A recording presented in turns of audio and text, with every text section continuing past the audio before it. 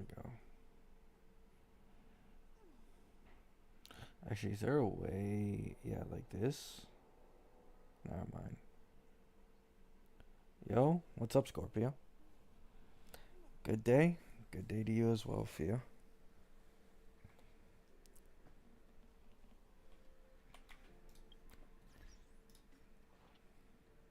I don't even know what I'm gonna do, but it's probably gonna be. I forgot to change the title to short stream.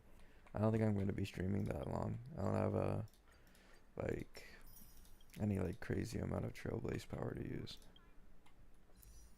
I have 34, 35 pulls at that actually. I have a lot of pulls saved at this point. Hello? Hello, Vix. Oh, this event. I forgot about it.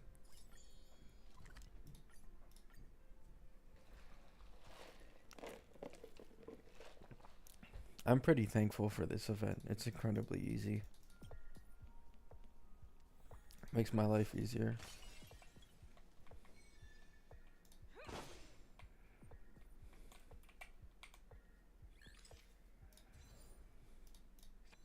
$60 jades just like that. I wish all events were this easy and quick. I did the housing one off stream yesterday, which I probably should have left to do on stream, but it is what it is.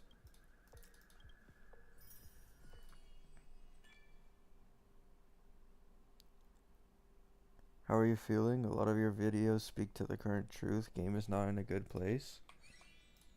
What do you mean exactly? Like, are you talking about like the double triple rerun banners, or did you come from my very old video about Genshin versus Wuwa? I still see people still commenting on that video. I don't know how many views it has at this point.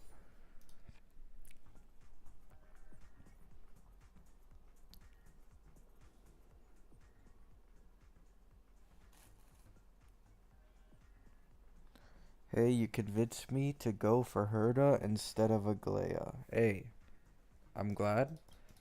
I will say, right, I did look at my comments just a little bit this morning, and I did see some people just, I don't know, maybe they didn't hear me correctly, but I'm pretty sure I mentioned multiple times if you'd like a character more, pull for them if you like them more, right?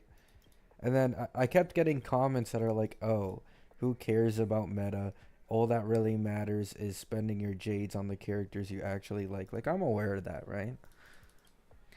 But I think some people just think that I'm like only going like, oh, this character isn't meta, don't pull for them.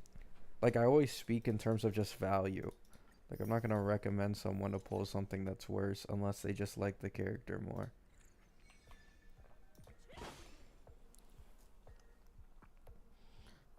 Every nihility is balanced to make sure Acheron won't get a buff, for example. I mean, Acheron does have potential to get a buff, I will say. Especially considering Jiaoqiu, I feel like all she really needs is another nihility, at least for like E0 S0, right? If we're including E2s, she doesn't really need another partner because you run Sunday as her best in slot harmony, you run a sustain, and then you run what's it called, Jiaoqiu. But even then, like a sustainless Acheron team, there's still a second nihility left to make Acheron stronger.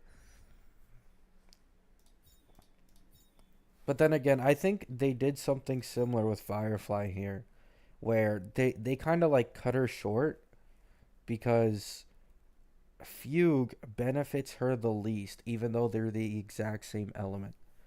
Like, you can just tell that Hoyo fucked over Fugue's ult by making the ult do nothing. Because if she gave like defense shred or vulnerability or increased break damage with her ult, it would have been too broken. So they decided to just never change her ult.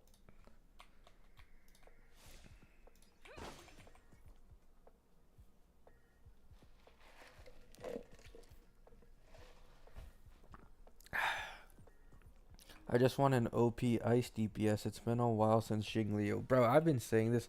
I think I have 2 videos up on my channel from like a month or 2 months ago. And they're specifically about how we have like no ice limiteds in the entirety of this game. The only ice limited DPS is Jingliu, and the only other ice limited is Ruan Mei. I'm pretty sure ice has the least amount of limiteds in the entirety of the game. It is so hard to get like ice characters. Hello? Hello, Robo.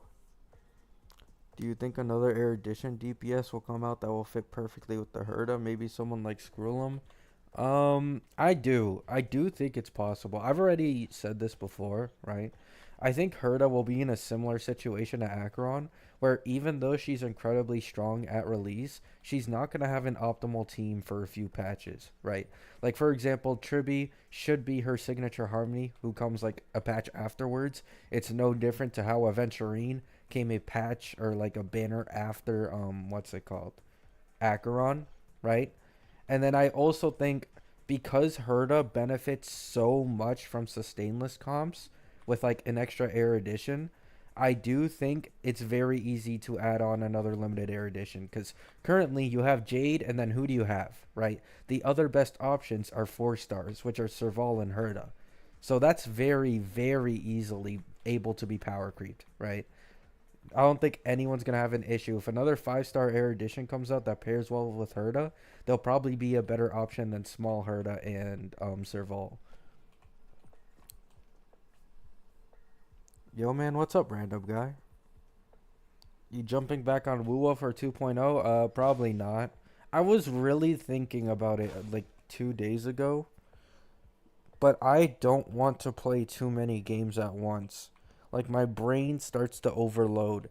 Like I play Fortnite and I play Honkai Star Rail. I think one gacha is like perfect for me. Going back to like 2 to 3 gachas like I did back in the day gave me such a headache, man. It gave me such a headache. I'm not someone who likes to be on games that long. Usually at max like 2 or 3 hours a day or something like that.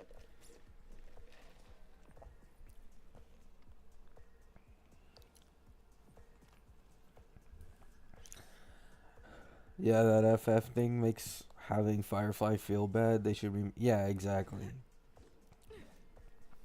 Like this game, this is how they do power creep, right? Like they'll on purpose make a character like weaker than they should be by making like they do make supports, but when it's like a really meta character, like let's say Acheron's still missing a meta nihility. Firefly is missing a support who can action advance her, because if Firefly were to be able to be action advanced, similar to like Rappa with her Light Cone or Boot Hill with Bronya or Sunday, she would undoubtedly be the strongest break DPS in the entirety of the game. I don't care what anyone says, right? That is the only issue Firefly has. She's the only break DPS who cannot get action advance outside of her ultimate, right? So it just fucking sucks. It's a lot harder to play her.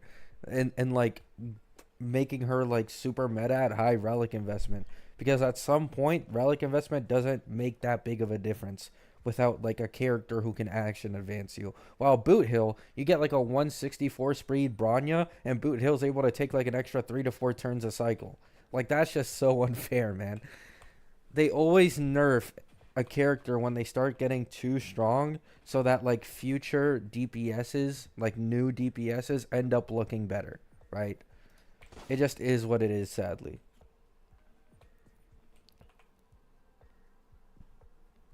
I'm at 56 pity, no guarantee, 75 pulls. Should I try to get Fugue for my Firefly? I'd like to get the Herda too. Um, I mean, you could probably get the Herda. Let's say we get like 70 pulls on the first side of the patch, which is usually what we get, like 60 to 70 pulls on the first side, and then we get less on the second side. That would mean you'd have a total of like 140 pulls with 56 pity. So even if you lose, you'd end up being able to get Herda. And even possibly if you lose and get it like an early after that, you could get both Fugue and Herda. But it's honestly just up to you. Do you want to make your break team stronger that bad? Or do you want to go for Herda and make Herda stronger? Like, that's really all it is.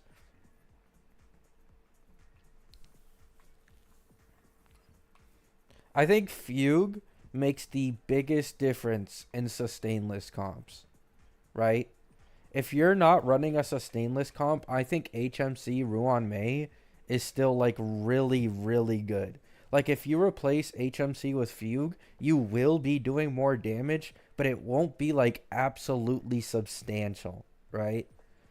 So only if you're planning on running like a sustainless break comp, then yeah, I'd recommend going for Fugue. It just makes your break team more future proof as well, which if you want to keep playing Firefly for longer, 100%. Play League of Legends, you will forget every pain in life. I've heard the opposite. I feel like I've only had like one or two friends who've played League of Legends like in my entirety of my life, and they've all like tortured themselves playing that game. And they play it for long ass times, like hours and hours every single day, like a large amount. They're like, I fucking hate the game, but I keep playing it.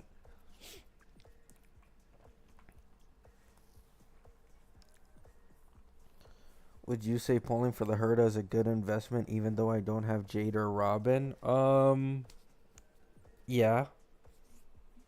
It isn't really an issue. This is one of the biggest reasons why I went so hard for Herda over Aglaya. For supports, you can run Robin, you can run Sunday, or you can run Remembrance MC. So you have three options, and one of them is completely free to play. Then for eruditions, you have Small Herda, you have Serval, and you have Jade, which is another three options. And then for sustains, you have another three options, being Lingsha, Aventurine, and then Huohuo for energy, right? She's one of the most flexible units or DPSs in the entirety of the game. And it's not like she'll fall off dramatically, right? It's not like you replace Robin with Remembrance MC and you lose like 30% overall team damage because like something similar to Aglaya, right? You take Sunday out of an Aglaya team, it's not going to end well, right? You're going to notice it. But Remembrance MC, even though he did get a nerf on the Herda team, he's still a good support nonetheless. I mean, I've literally seen a zero cycle sustainless comp. They use like small Herda. What's it called? Who'd they use? They use small Herda, the actual Herda. I think Pela, and another erudition. I think. So probably like Jade or Serval or something. Yeah, it was a free to play one. I don't even remember.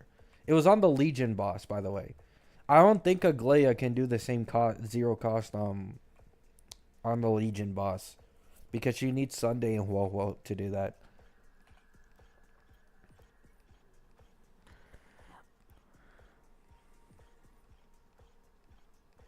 I think the main purpose for me to get Fugue is because I can change Harmony MC into Remembrance MC.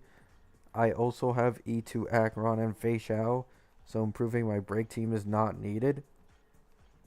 Oh, I see. I mean, I'm going to be honest. With an E2 Acheron and a Fei Xiao team, I don't... Unless you just like the break team that much, I just wouldn't pull for Fugue. I think it'd be better to just save the pulls and invest in the new meta. Because it's not that far off, right? We're only a month away from 3.0. And aside from Herda, we're also getting My Day and Triby in 3.1. One's a limited harmony, and the other is an HP scaling DPS who should pair well with casters. So it might be better to just skip out on Fugue then, in my opinion. Did you see the Herda buffs? There's Herda buffs? Didn't the V4 come out like 2 or 3 days ago? Is there already a V5? There's no way she got buffed again. That wouldn't even make sense.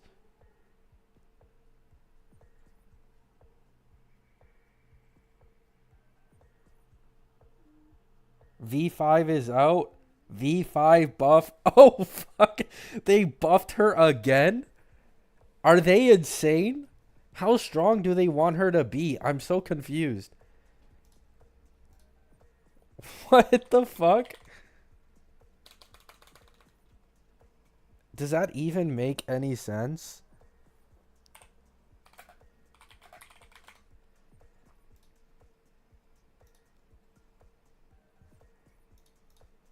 I'm going to the Reddit right now just to see.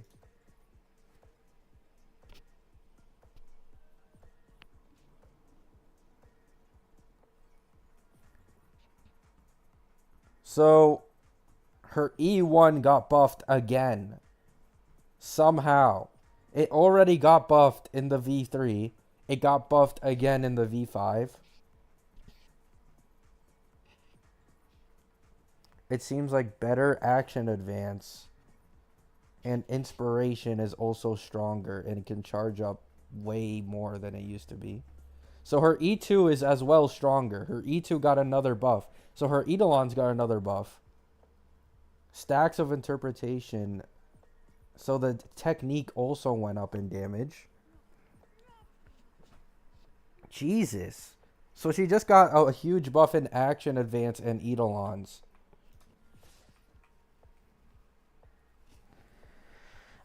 Did Aglaia get buffed significantly as well, or is it just like Eidolons?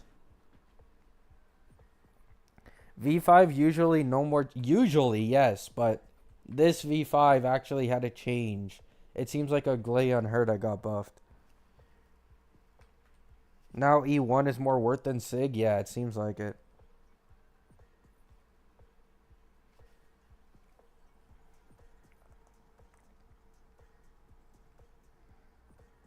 Just now they buffed the Herta? Yeah, apparently today. And it came out like 7 hours ago. I wasn't even aware that today would be V5. Okay, so I might end up making a new video since V5 is usually like the last version to see how strong Aglaia is now. Like, I'm gonna wait for videos to come out, like release videos on like comparisons of how strong the two are. But if I had to guess, Herta is probably still the stronger one, unless Aglaia just received like similar buffs that Herta did in V3. Like, she would have had it to get like 5 or 6 kit buffs to be better than the Herta. Let me see.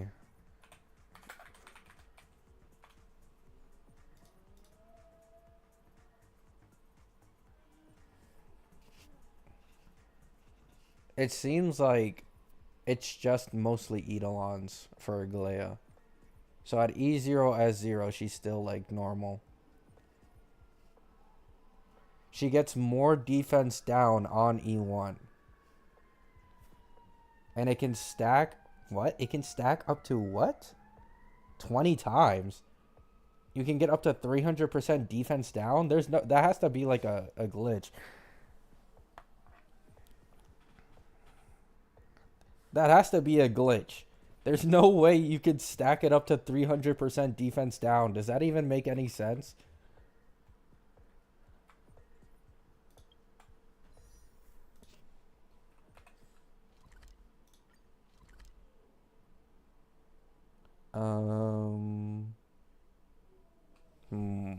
What do I farm for? That's a mistake? Oh, I see, I see. Her E2 and E1 was swapped. The translation is off. Okay, that makes sense. Because being able to stack 15% defense down 20 times just seems a bit wild. Alright, since I'm pulling the Herta, I got a 157 speed Pela and a 156 speed small Herta. And I barely managed it. I don't have this at S5 because I was too lazy. And I didn't realize I'd actually end up using this. Let me go farm the Calyx, I guess. So now the Herta's E1 is better than getting the limited light cone? Yeah, it seems that way.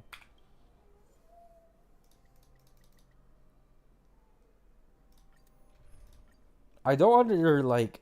I really didn't expect any buffs.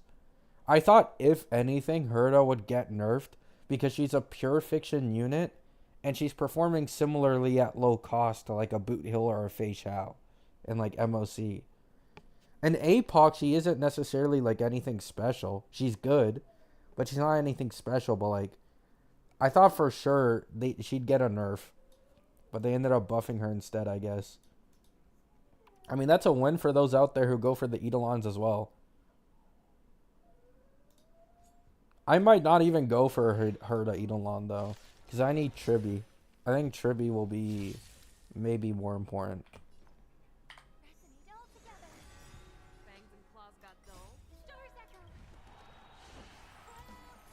Is Remembrance MC still skill point friendly? I don't know. Let me see. V5 Remembrance MC. Oh, there isn't even a... Okay. I'm pretty sure he is, though.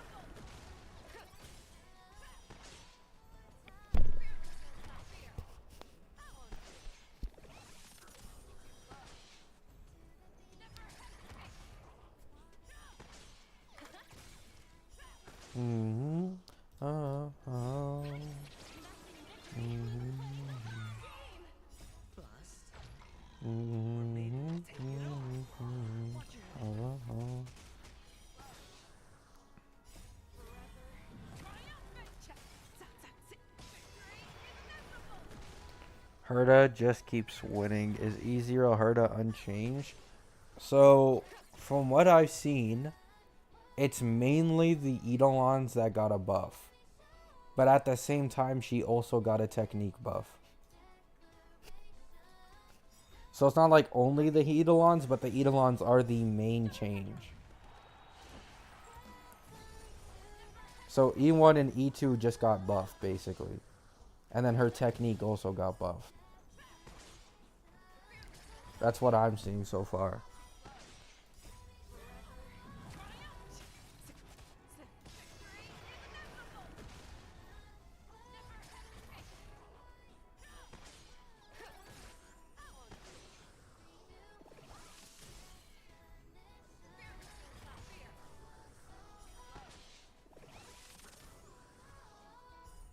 Yeah, her technique got an attack buff. So before, it was after using technique, Herda's attack increases by 40%. But now it increases by 60%.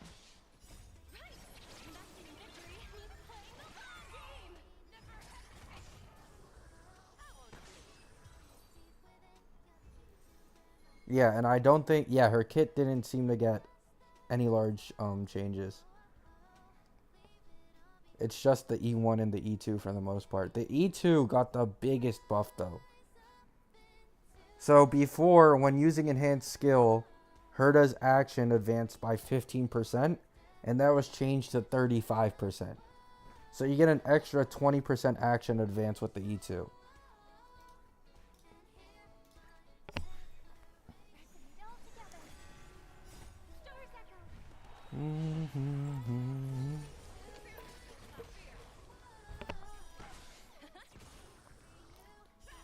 Did Aglaia receive any changes? She did, but I'm pretty sure it's only the Eidolons.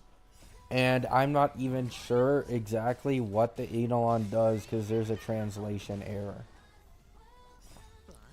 Like it says, stacks 15% defense shred up to 20 times, which would be 300% defense down, or like defense shred or whatever. But I don't think that's accurate because that would be like otherworldly broken.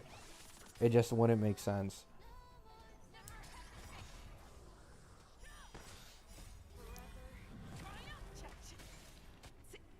All I need is Triby leaks. Please be good. Yeah, I'm not gonna lie. Even with these changes, I don't think I'm gonna go for a Herda Eidolon, so it barely even affects me. But it is interesting to see that they buffed them even more. I didn't expect that. But yeah, I'm mostly looking forward to Triby.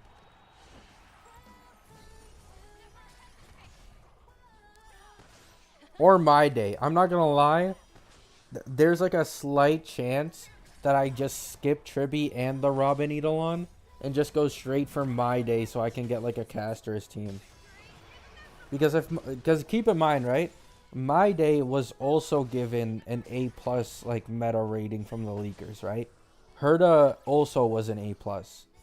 So if that's anything to go off of, even though he may not be as strong as Herda off release, he might be as strong, if not stronger, on like a caster's team or something like that. I also saw something that apparently he's imaginary, I don't know what's with this game and making every single limited imaginary a dude, but hey, I'm not gonna complain. I'll gladly take more dudes.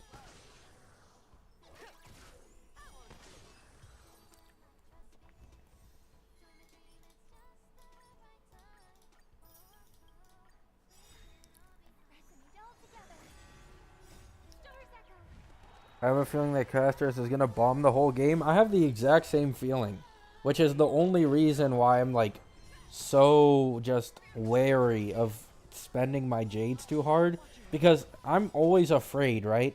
Even though I'm confident Casters will be really strong at E0 S0, you have to keep in mind that there's a relic set that's like tailored for her in 3.0, which decreases speed to give, I think, more crit rate, right? So you have to imagine that it's a pretty high likelihood that, similar to Acheron, she'll end up having like a light cone or an Eidolon that makes like a huge difference in her playstyle, right? And because of that, I'm thinking of like maybe I want to go like E1 or E0 S1 Castress, depending on whatever's better. Like maybe it's the same difference as like Acheron without her light cone. I got pretty lucky on those runs.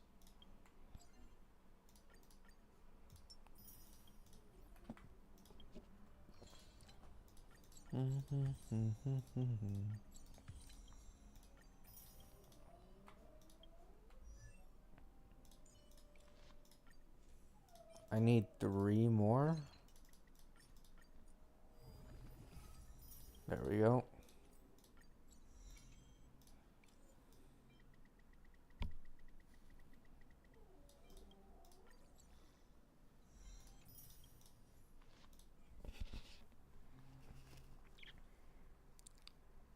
Let's make a fire-looking dude an imaginary. Surely that makes sense. I mean, I'm going to be honest. We all should have learned after Yun Li. Hoyo will throw fire on any character's like concept art or just their design and make them a different element. Like half of Yun Li's original like splash art when she was released by like the Hoyo Drip Market was just full of flames, and she ends up being a physical, like her sword literally breaks into like the earth and it's just fire, flames, and like like I don't get it, man. Hoyo is really weird with how they give elements. I don't really get it. They just do whatever the fuck they want.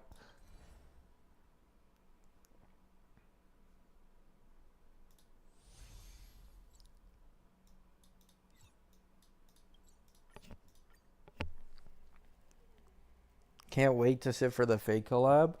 Yeah, I'm not gonna lie. There's a lot of people saving for that fake collab. I don't really care about it personally, though. I'm 2 away from each E6 Harmony MC.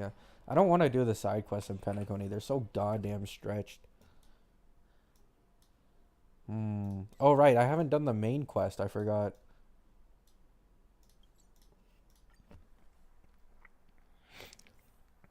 What do you think about Aglaya V5 changes? Nothing massive.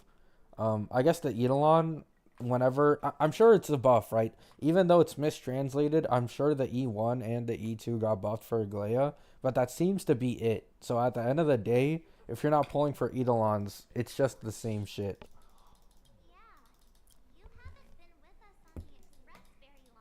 And even then, because Herda received a buff in her Eidolons and Lycone, or sorry, Eidolons, it's like at the end of the day, it's just meh. Like they're still at the exact same standing.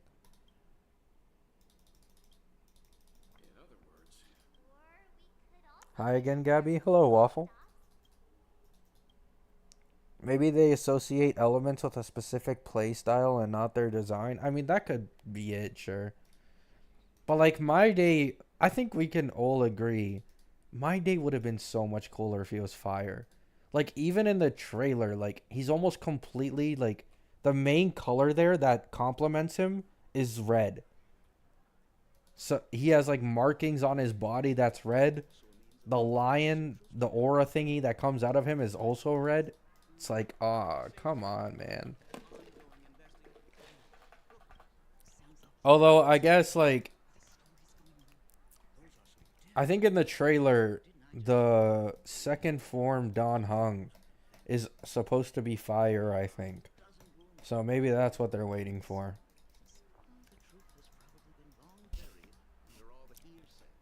Probably at like the end of Amphorius, we're gonna get the second 5-star version of Don Hung, and he's gonna end up being fire.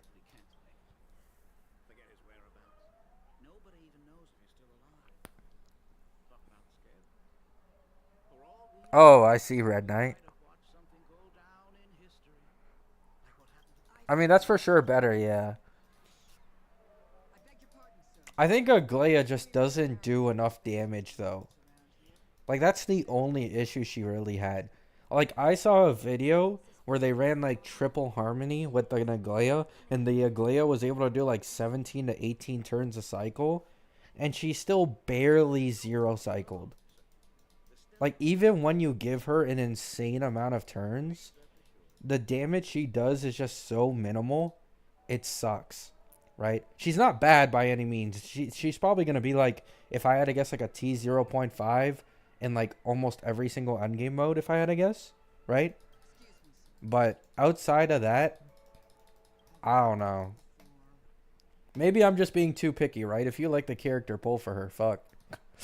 At the end of the day, just pull for whoever you like more. I don't like Sunday in lore at all, by the way. Like, aside from the fact that he's a broken harmony, I hate this guy. Is Ruan Mei going to get power crept? It's a possibility. I don't think for the break team, at least for a little while. But outside of break teams, I do think Triby for sure has a decent chance of power creeping Ruan Mei. I don't even think it's like gonna be that crazy of a deal. Or a crazy of a thing to say.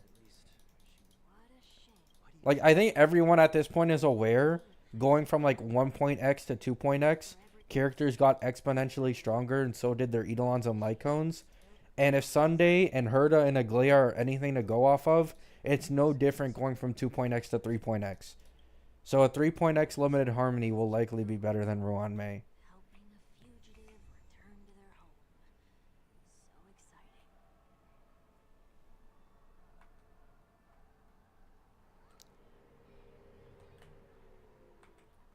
Yeah, exactly, Red Knight. I just wish they decreased her ult energy cost. Like, bring it down to like Herda's level, and then I think it's actually like competitive with a Glay and a Herda.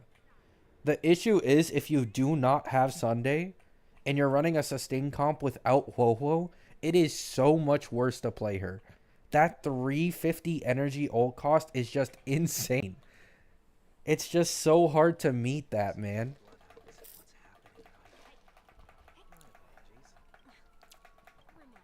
Like, Herda's ult cost is kind of deceiving because, yes, it's also really high at like 220, but the more like mobs you hit on field, the more energy you regenerate for her, right? So you can run like Lingsha support erudition. Lingsha spams Fu Yuan every 2 fucking seconds. So you're generating energy for Herda over and over and over again. And if you replace Lingsha and run sustainless with like another erudition, it's the same thing, right? So Herda's ult is actually like a lot easier to get than people are actually like aware of.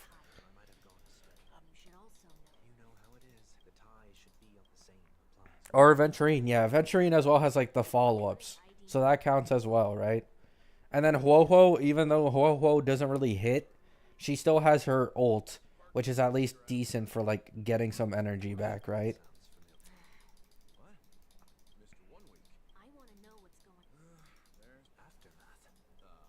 They need a skip button in this game, bro. I swear to God they do. That is the only thing I miss from Wuwa. Oh my God. Actually, no. Okay, that's a bit you know, how do I say it? Sarcastic. It isn't the only thing I miss. I miss a lot of things from Wuwa. But in specific, the skip button was so fucking good.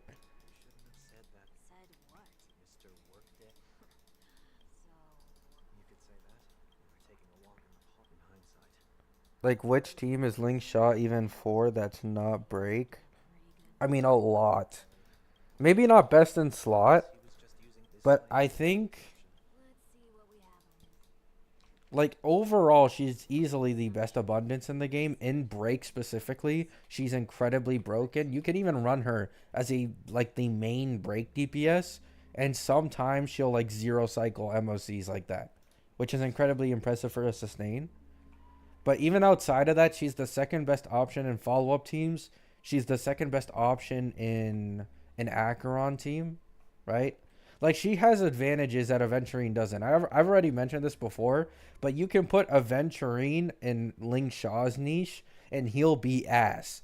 But you put Lingsha in Aventurine's niche and she'll still perform well, right? That's why, in my opinion, Lingsha has like the highest value as a sustain. She fits in like every team in this game. There isn't a single team where like you would say, oh, you don't run Lingsha, she's actually like a detriment. Isn't Lingsha also best in slot for casters? Yeah. The leakers have also said that the two best sustains for casters will end up being Luocha and Lingsha. So that's another thing.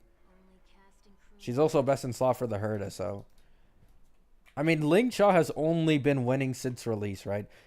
In my opinion, she suffered the worst case of Doomposting in the entirety of this game. Like, worse than any DPS, worse than any Harmony. Oh my god, the amount of people who were spreading propaganda all because of Gallagher was absolutely insane.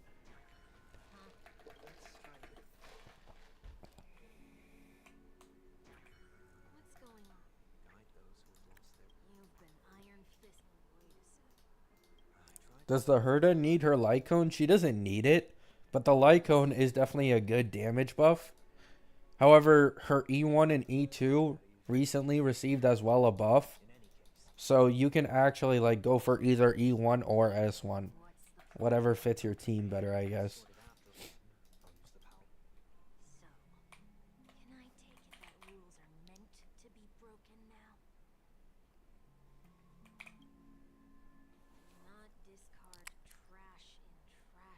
Yeah, she got Doom posted more than Zhao Q. That's what I'm saying, bro. It was so bad, all because of Gallagher. Like, the only reason Zhao Q got Doom posted wasn't even because he was bad with Acheron. It was because he was just bad with every single other team and was only existing for Acheron. But even after that, like, Lingsha was just getting fully, like, Doom posted. Oh my god, why wouldn't I just run my Gallagher, my E6 Gallagher? She's only 10% better than my Gallagher. Like, why would I use her? It ended up going so fucking bad.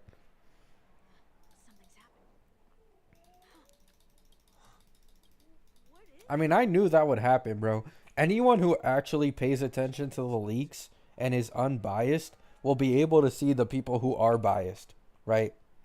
Like, even in the early versions of Lingsha, she was hitting like 400, 500k breaks, and people were like, oh, my Gallagher can do the same shit within like 4 or 5 turns. Like, who cares? You're talking about your Gallagher taking 4 or 5 turns to do as much damage as one Fuyuan follow-up. Like, are we serious?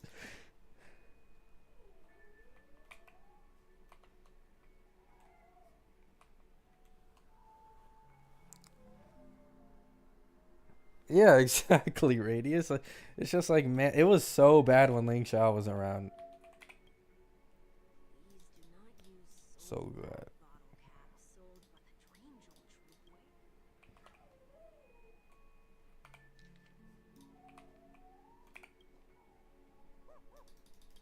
What's good, little dude?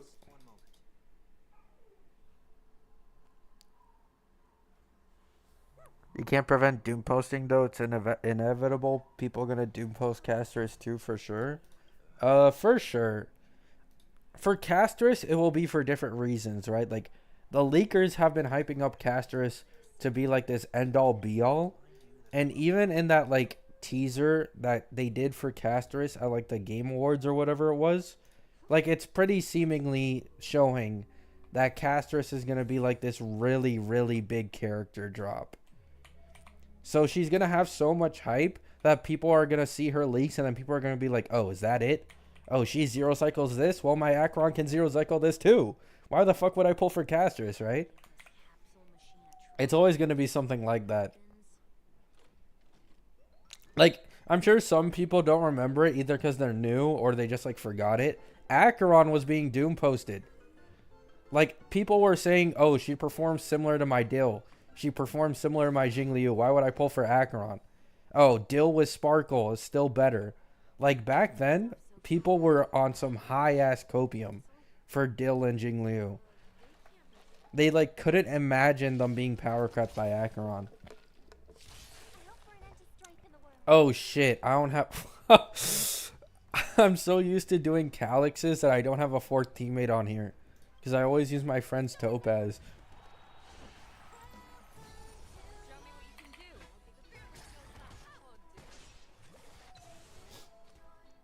Even Robin was doom posted. Robin, it was fair.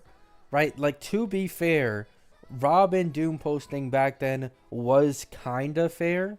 Because she was, like, fully targeted towards follow-up comp. And back then, the strongest follow-up comp you could make was with Dr. Ratio. Like, there was like 3 or 4 comps stronger. But unfortunately, people did catch on after leaks, realizing that she's just a 0-cycle machine. And yeah. I feel like these days people are like a lot more well-informed on a character strength level, though, compared to like the old days. Bro, my dog just barks and barks for no reason. He does this every day.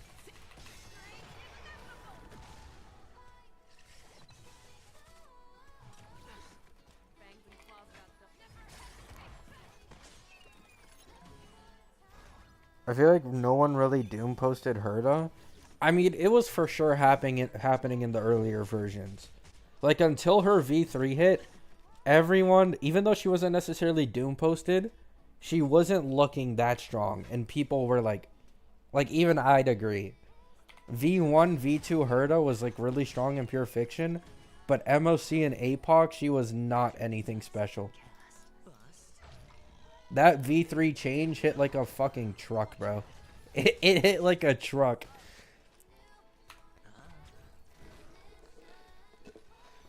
In my opinion, she went from like an obvious skip to a really good pull for like anyone.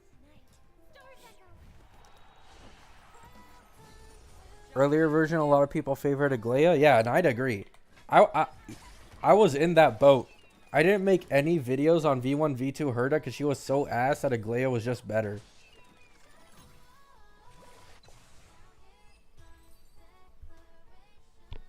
I thought they'd try to make like Aglaia the main star or something after seeing that, but I guess not.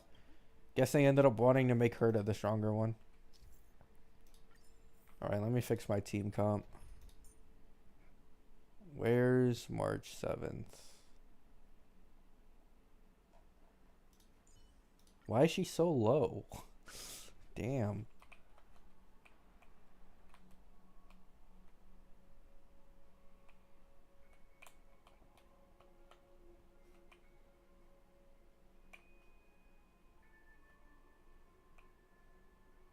Find it. Oh.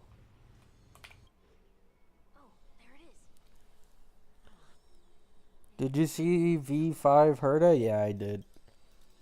Buffs to the Eidolons and buffs to the technique.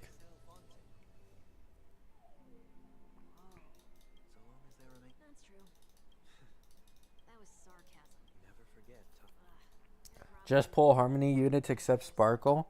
Yeah, I'm not gonna lie. I will say, even though Triby should be really strong, right? Like, she should be. Do keep in mind that the first harmony we got in Pentaconi was a quantum harmony named Sparkle. And the first harmony we're getting in Amphorius is a quantum harmony. So, if you believe in pattern recognition, then it is possible, you know. But I do think it's going to be different this time. Because unlike Sparkle, Triby is actually like a full team buffer. I feel like team buffers inherently just have more value.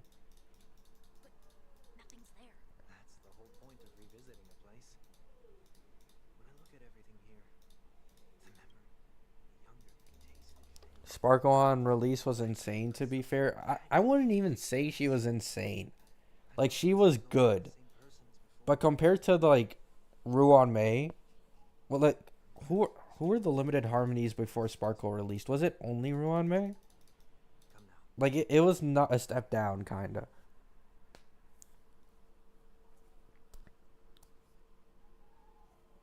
The 50% action advance is really what fucking killed her.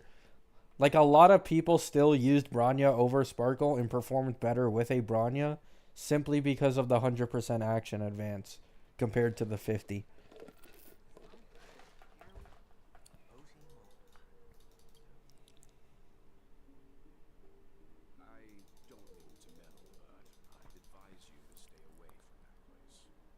Ruan Mei was the first limited harmony. Yeah, that makes sense then. Yeah.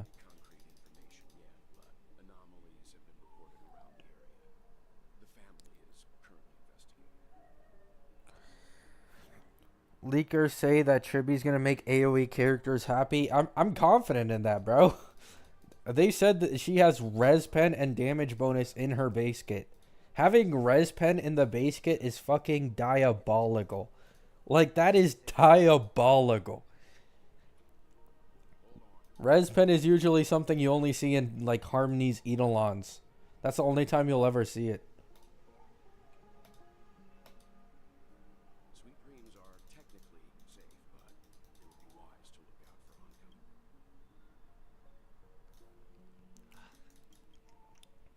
Which means you can only imagine how strong her E1 or like S1 may be, right?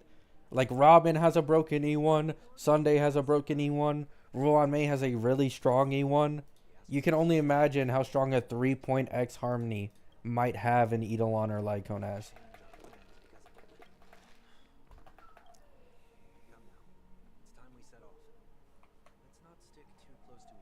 That's the reason I'm so wary of Triby. She could be incredibly strong with even just like one extra E1 or something. Silverwolf has respite in her base kit too.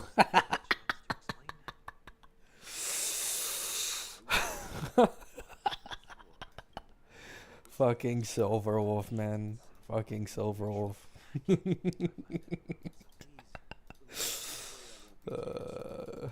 Silverwolf.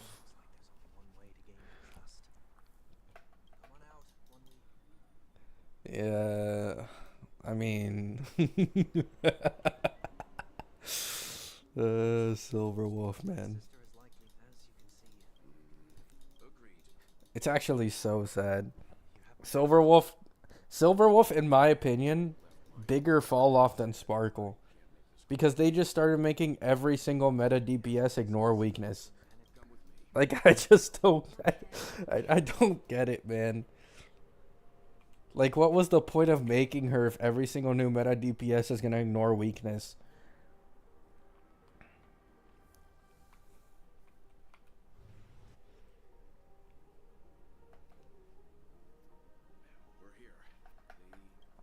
E2 Herta looks awesome. Yeah, she looks very, very strong with Eidolon investment currently.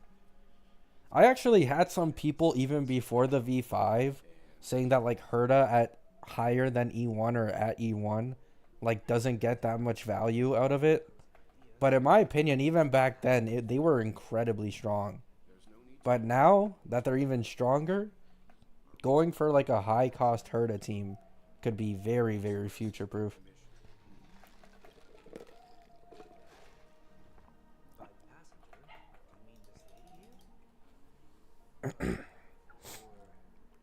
Drip marketing will happen in a few days. What, for Triby and My Day? Yeah. I can't wait, honestly.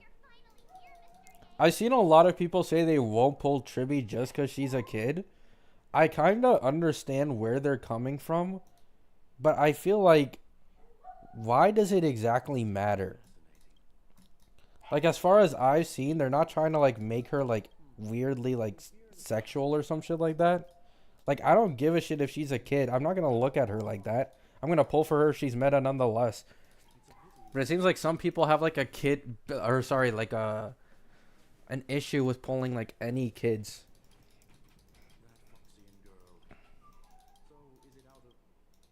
Like, the Herda is basically the size of a kid. Like, at least the small version.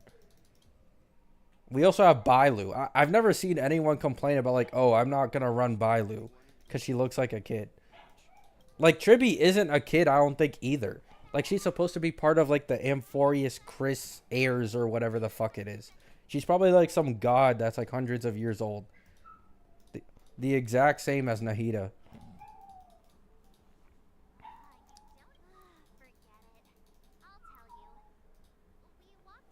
No, I get it, Solymore, but it's like, I don't get it at the same time. Because there's already a lot of kid characters that people don't complain about. I guess maybe because she's a limited. But then again, that's just up to preference. I don't really care. I'm just going to pull for her if she's meta. It makes no fucking difference to me.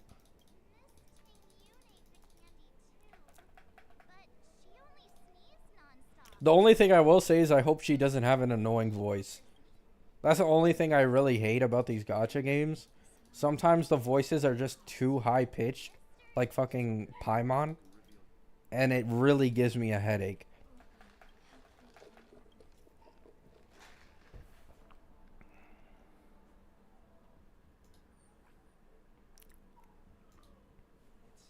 When does 3.0 come out? Like a month.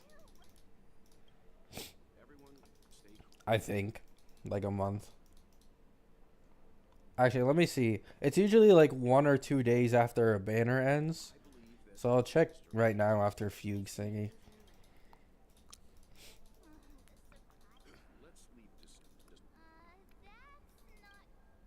Yeah, it's not exactly a month, I think, because Fugue's banner does, yeah. So in like 18 to 19 days is when we'll end up having the next patch.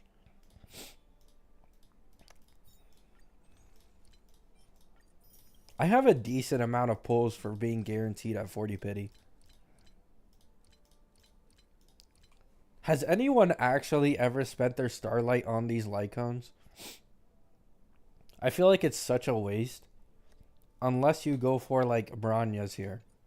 Like, even though Himiko's is usable and like decent, I feel like Branya's is the only one that is actually worth 30 limited pulls.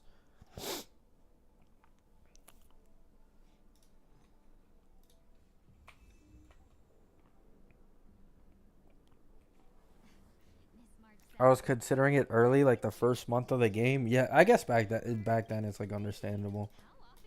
But like these days, like the only one that's even semi worth it is Branya's. And even then I wouldn't recommend it. Like at that point just put like the 30 limited pulls on another Harmony's like actual Lycone.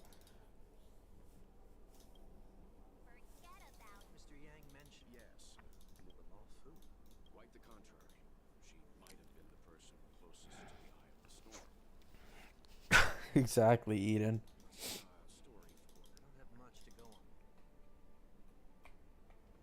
Wait, how many? I think I have like an E2 Bailu, right? Jesus, man, it's just so sickening.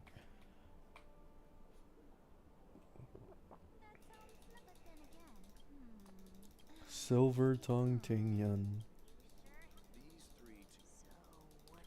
Man, this game needs a skip button so bad. Is Sparkle completely useless? No. I feel like a lot of people misinterpret when I say Sparkle is useless. I mean in terms of pull value. Like, she is completely replaced by other harmonies in every single team. So if you're able to get the other harmonies or already have like those other harmonies, then she's useless. But if you already have her on your account, she's not necessarily useless. You can still use her in a lot of teams.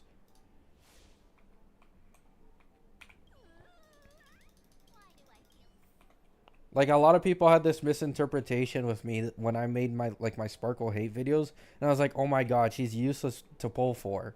And it's like, yeah, she's useless to pull for. She's not useless in general.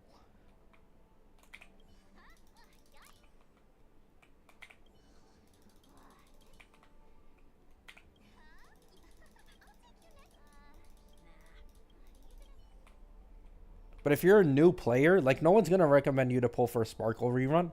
Like, are you insane? If you ever see a Sparkle rerun, just stay the fuck away from it. Never look at it, man. It's just not worth it.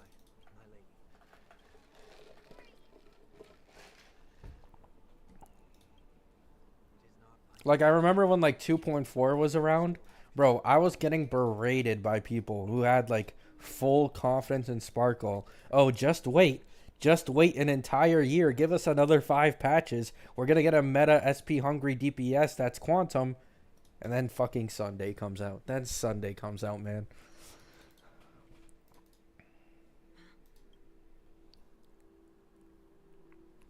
Imagine Castress allows you to skip when you get her E1. I hope Castress ends up being broken as hell.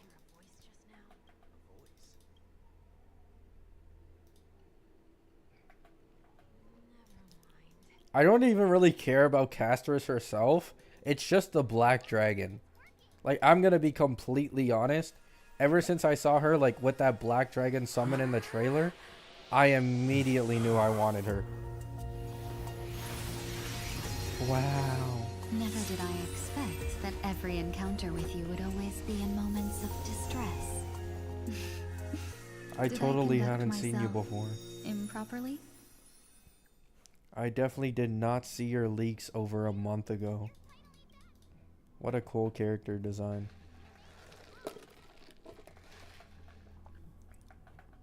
Fugue looks so good. She does. She has a really good design.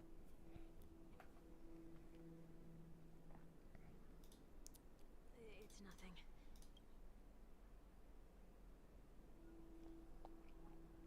This game's story sucks. I'm not even gonna speak on it because I skip everything, bro. I get so sick of it.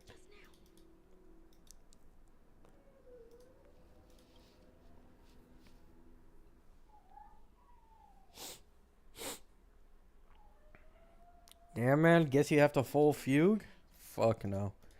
I don't have a single break DPS on this account. I don't even have any relics built for any break related characters.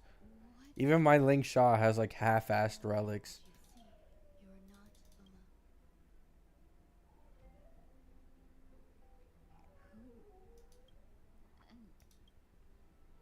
Oh, who are you and who am I? Is that where I came from?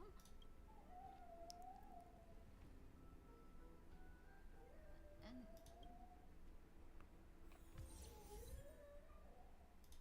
Please don't call her big sister. I see. Yo, what's good, big sis? does she want to lead me somewhere? Oh, I can't sprint, so I can't even use the ult correctly. Or the technique correctly. Gabby, why is 2.7 so ass? What do you mean? Like the characters or just like the patch in general? I mean, I don't know. At this point, I don't really care what they do. I'm just hyped for like future characters. I was so close to quitting this game before Fei Xiao got drip marketed. You guys have no idea. If Fei Xiao did not get drip marketed, I would have quit this game, and I'm being so serious. I was fully like, I deleted the game off everything. I didn't touch it for like weeks. I was so close to quitting it before Fei Xiao's drip market came out.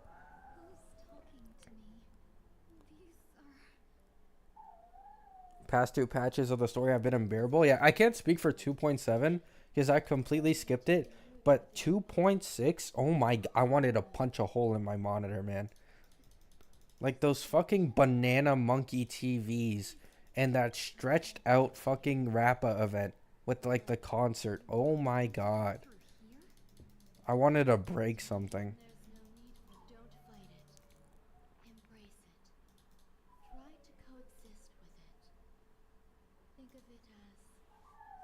The patch in general, there's just nothing to do. I agree. I mean, keep in mind, we're probably going to have even less to do when Amphorius comes out in 3.0, considering we're getting such shitty pulls in 3.0. Like, we're getting less pulls in 3.0 than I think we are in the current patch. Wait, didn't I add March? What the fuck happened?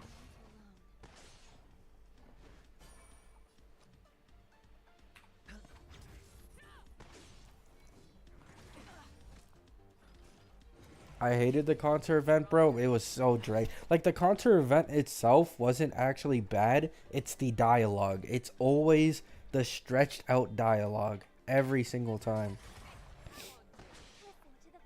Wait, is my Fei Xiao actually gonna die?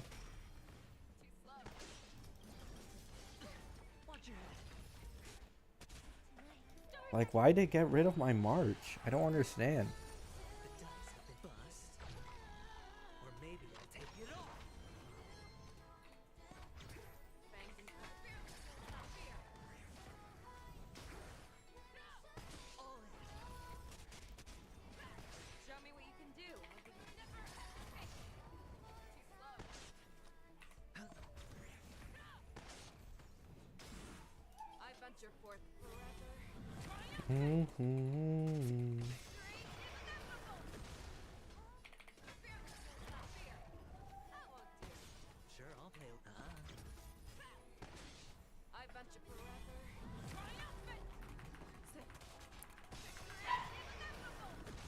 Fei Xiao is the reason I started playing this game. Understandable. Bro, her drip market, that is one of the best drip markets of all time. I really wish she'd used the gun more, though. Like, she only uses it in her queue. But that was, like, a big reason why I wanted to pull for her. Like, the blade and the gun.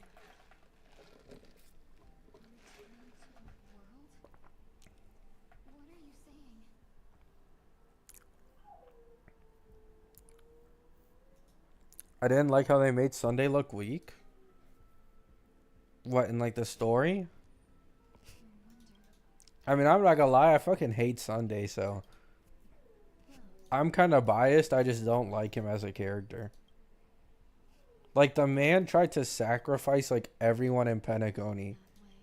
But, like, you know, power of friendship beats him, and then we just forgive basically everything. I hate that shit.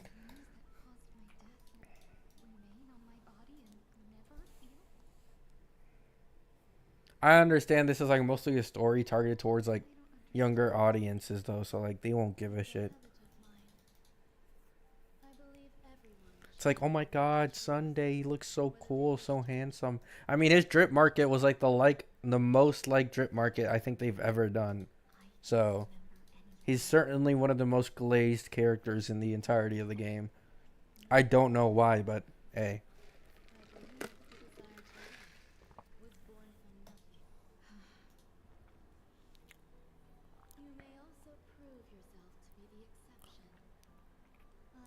I ate Sunday as well, but I pulled him for Aglaia just to find out that she was nerfed. I mean, if you're going for Eidolons, Aglaia got a buff, though. And apparently someone in my chat says that she can, like, get better action in advance, too. Or, like, speed stacks or whatever the fuck. So she did get a buff in V5. But I'm not gonna lie, I don't understand what Hoyo's doing, but they gave Herta a bigger buff in V5, in my opinion. If you go for Eidolons, that is. So I guess if you're, like, going for Eidolons or, like, Lycone, I do think Herta is just, like, the undisputable better pull. Even outside of the fact that she already was as a free-to-play. Only 100 pulls next version? Yeah. Apparently 107 pulls for free-to-plays. I think like 127 if you have the Express Pass. And then with Battle Pass, I think that turns into like 136.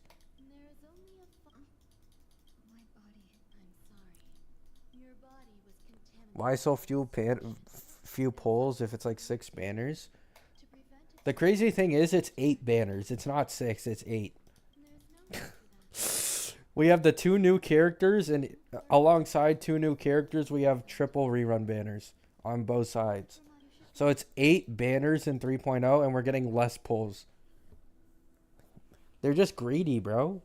Look how fast they reran Robin. They know everyone in this game wants Robin. They know it.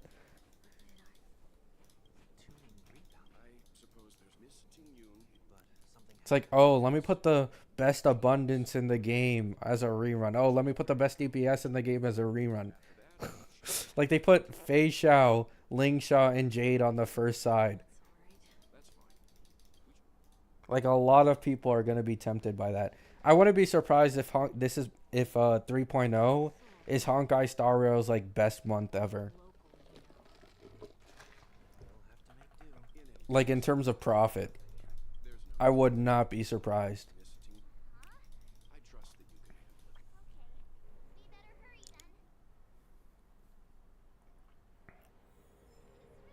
Surely we get another 10 pull for a new version. Oh yeah, we do. That's normal for like every single patch. We always get like the 10 pulls at the beginning of the patch. If that's what you mean.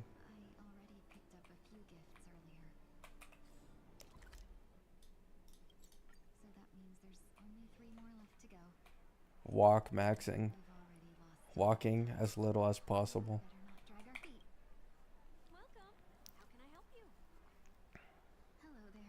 Going after that Christmas money, yep. They know a lot of kids, you know, they got 50, 100, 200 bucks on Christmas. They're going to drop that all on Jades. Just so they can get that E0S1 Herda, that E1 Herda. Maybe that Fei Xiao, that Lingsha, that Robin E1.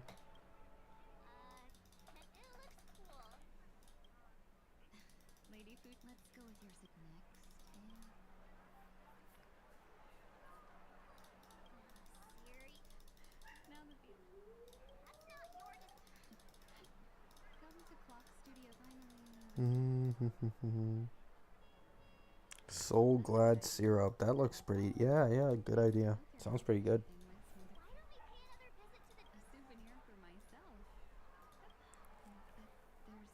Acheron carried my account this whole version. Didn't get any break characters.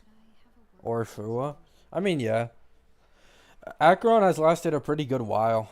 That's why a lot of people are like, if you're patient, recommending to just wait for Castris. Because there's a decent chance that Castris will be like the same as Acheron, right? Where it's like such a strong character that they last you a long time. And that's something that's very rare to get in these fucking gacha games. At least, I shouldn't say gacha games. I should say Honkai Star Rail. You can still use Hu Tao just fine in Genshin. But my god, DPSs in this game just get absolutely stomped on.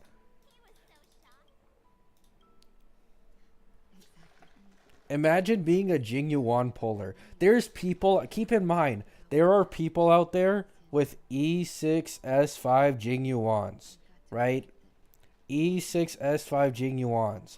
And they're doing as much damage as an E0S1 Herda. There is people out there with an E6S5 Jing Yuan.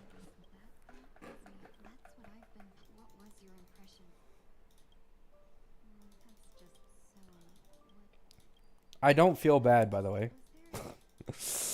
At the end of the day, spending that much money on a gacha game, you kind of got it coming, but...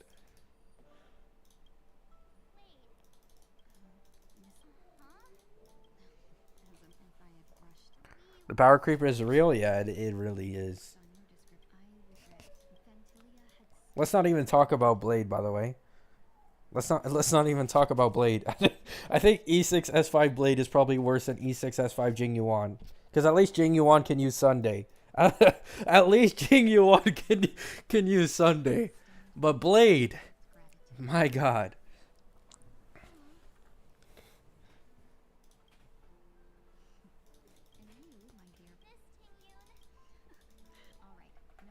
Rest in peace, Blade, bro. He was given a grave a long time ago. Blade has no new supports. That's the funniest thing, right?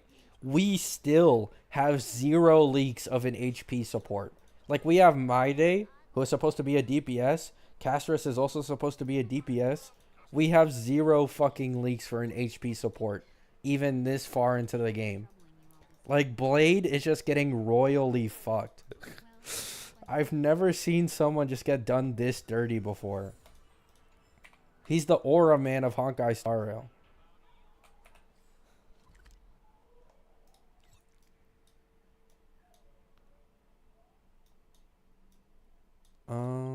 This one.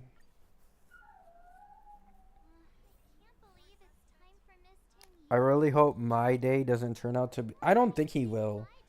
I mentioned it earlier in the stream, but like, The leakers gave Herda an A plus meta rating, and they gave My Day the exact same rating. So it's in all likelihood My Day will be significantly stronger than Blade. And apparently My Day is like paired up with Castress too, so probably gonna be a pretty strong duo. I don't think My Day will be that bad.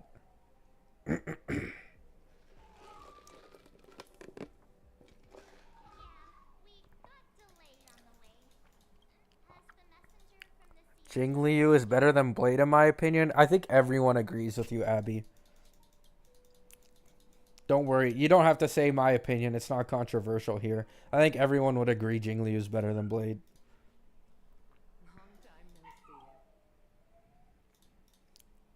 I've seen like some troll videos of people. Like I saw a troll video of Mr. Pokey.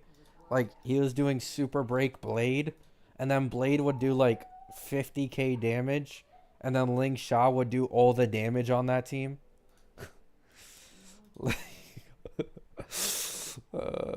Just desperate to fit him in a team. I understand it.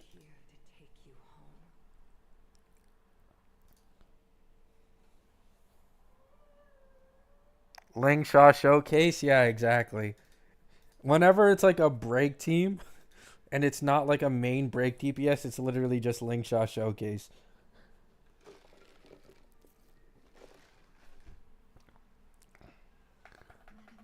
Yep, exactly.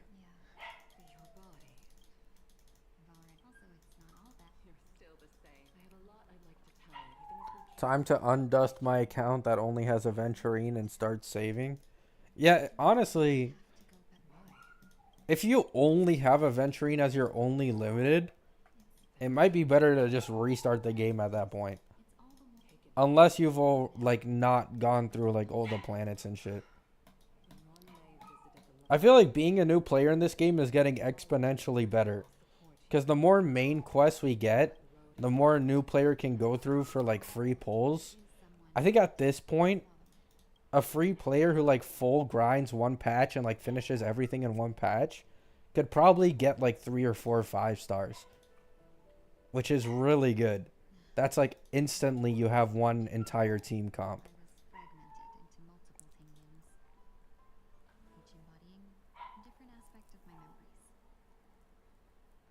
Lingsha carried me so hard in Pure Fiction. She's so good. She is, man. She is.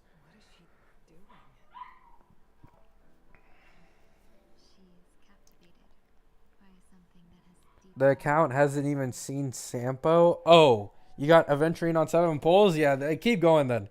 Keep going. That's a really good account then.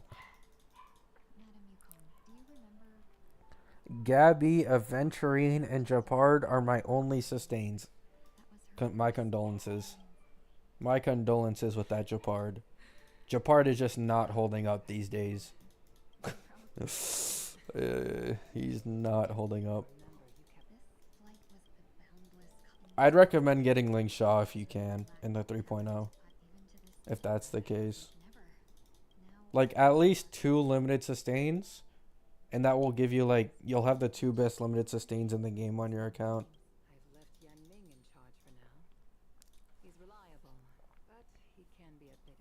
On my ults, I got Yunling and Wowo back-to-back 0 pity. There's no way, man.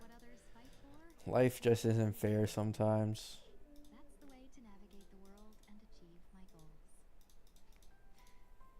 I lost Yunli 75-25 on my old account.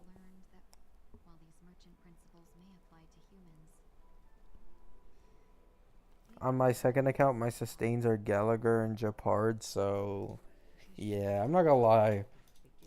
I feel like sustains are the most easily the most underrated like characters in the entirety of the game.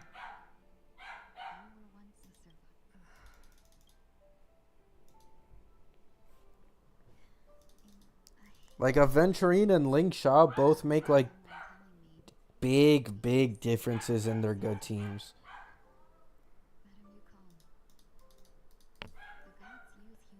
No preservation units in 3.x? Yeah, apparently.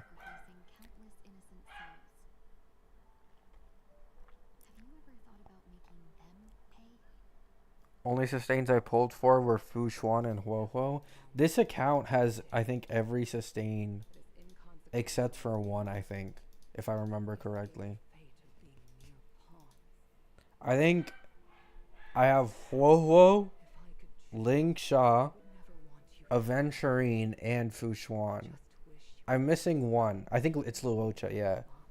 The only sustain missing on this one is Luocha. Don't be disheartened. Thanks to the favor of the Lord Ravager. Fu Xuan is a good sustain, but she's just there outside of that, yeah. I mean, Fu Xuan did last a good while, though, like, in fairness, right? Like, until Aventurine released, even when Aventurine released, she was still pretty decent and pretty good, right? It's just that Aventurine, obviously, this far into the game, no one's going to recommend you to pull for Fu Xuan. And most people are already not using Fu Xuan.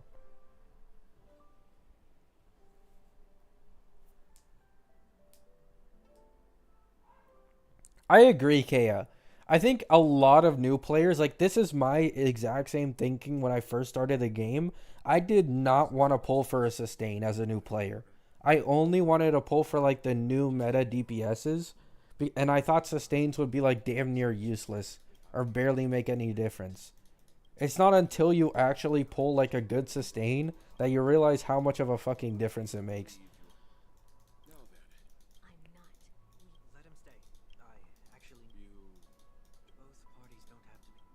Unless you're just like an absolute giga chad and you don't care about the RNG and you just try to like get 0 cycles off before you actually die and run sustainless.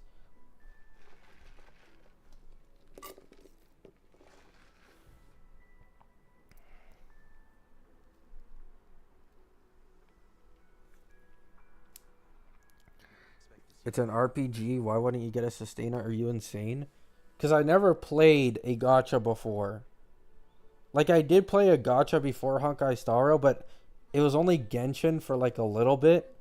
And in Genshin, I was completely clueless. Like, I didn't actually start learning how to properly play a gacha game until like months into Honkai Star Rail.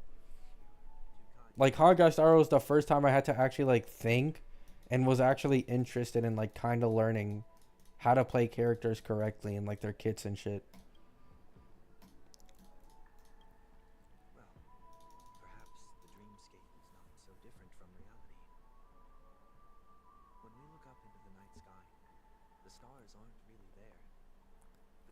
Honestly, Break has probably made sustainless become the most openly viable. Yeah. The amount of delay you're able to get and also be able to kill them very quickly when they're broken is really nice.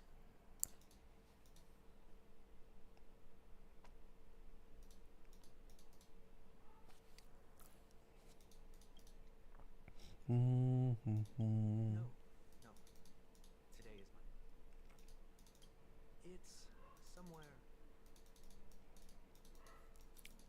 So I've been skipping this dialogue the entirety of the time, right?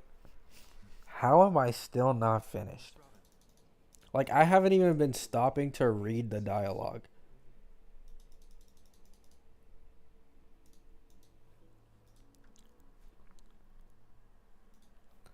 Apoc Shadow sucks, really caters to the new units heavily. I mean, I will say, Fei Xiao. I mean, yeah, she's a new unit, never mind. Yeah, I agree. Apoc Shadow does benefit new units just way more than any old ones. But at least Fei Xiao is in a break DPS and she's like the best in APOC. It's a visual novel, duh. Fuck the novel, man. Like, all they have to do, they had the formula with the Sunday boss fight. They just have to do that more often, right? Like, actually make the fights interesting and maybe add in like a few animations here and there to spice the story up. But they don't want to do that. They want to save as much money as possible by just like filling in dialogue.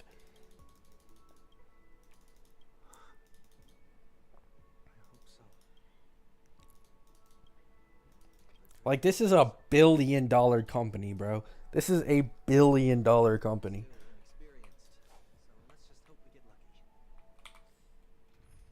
Why is March whatever?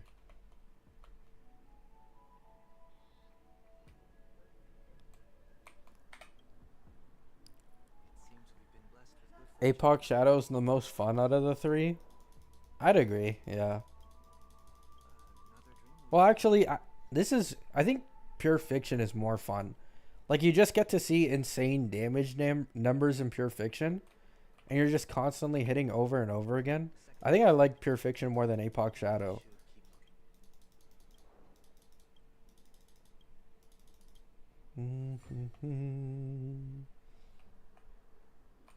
March finally joined the team. Yep, finally.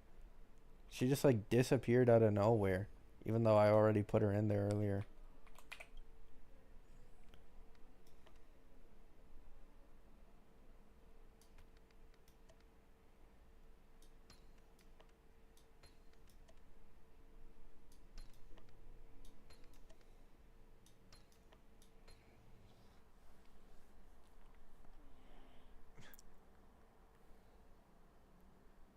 Bro, Fugue made Himiko so fun in Pure Fiction. Have you seen? Yeah, I have seen it. I've seen the videos of Himiko's follow up going off and off and off, and like the boss just dies. Like it can't, it can't do anything. It just dies. No one even takes a single turn. It's just follow up after follow up. I don't think Hoyo did that on purpose. By the way, I'm so confident they did not think that Himiko would have been able to do that in Pure Fiction.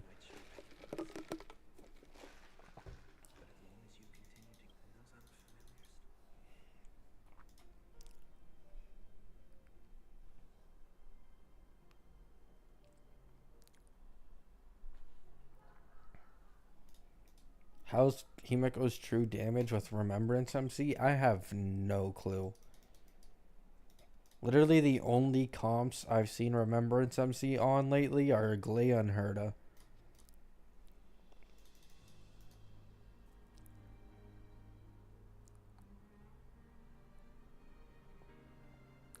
Understandable, Mash, understandable.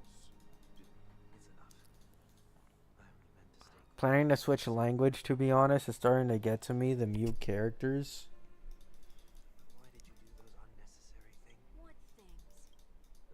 Of what? What, like you're gonna mute? Like, you don't play with sound? Or you just, like, want to switch it? True damage buff super break? Oh.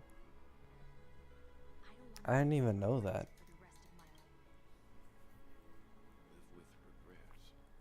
If only Himiko stacks could save up like Acheron or Jade, yeah, that would be even more broken. It would probably get even more broken with Fugue Z1, no? Because of the 50% weakness break efficiency increase? Or does that only apply against like enemies you're already weak to? I don't think so.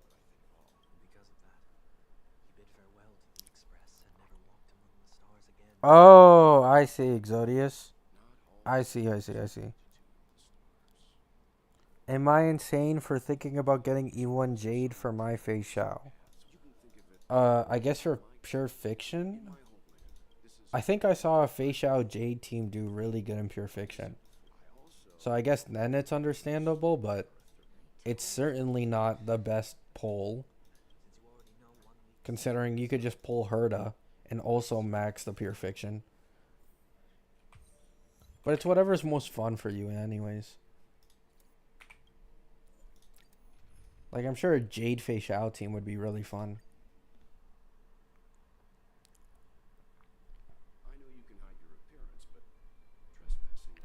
Triby is going to be good for break comps? Probably not. Because she has damage bonus, and damage bonus doesn't apply to break teams. She has Res Pen, which I think applies to break teams, maybe. But I don't think,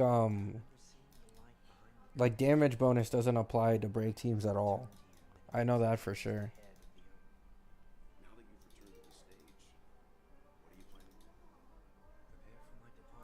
Yeah, Res Pen works? Yeah, okay.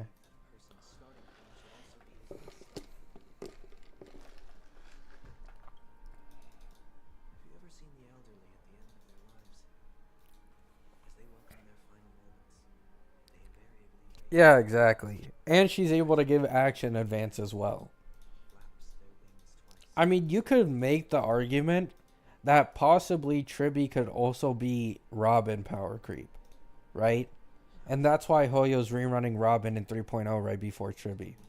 Because they both give action advance, but Triby's a 3.x Harmony who has Res Pen in her base kit, right? So it is possible, at least for like some comps, where you have more than just one DPS hitting, that Triby might end up having better overall action advance than Robin. It is a possibility. At the end of the day, Robin will, or sorry, not Robin, Ruan Mei will always be like meta for break comps.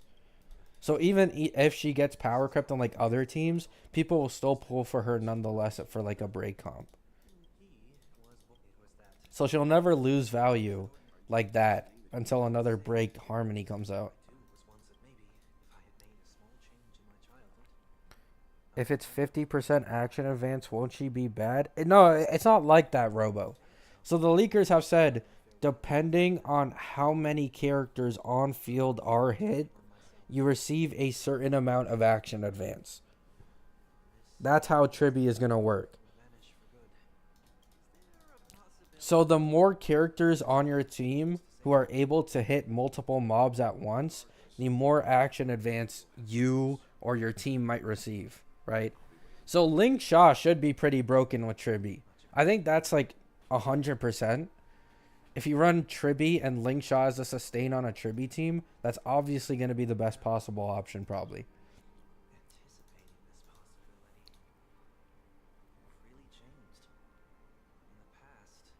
I thought My Day plus Castris wanted 2 sustains. Yeah, that's what the leaker said. The leaker said you wanted to run double sustain. And the only reason I can imagine that is that Castris probably has a unique mechanic. Oh, Triby's a Harmony. Yeah, Triby's a Harmony.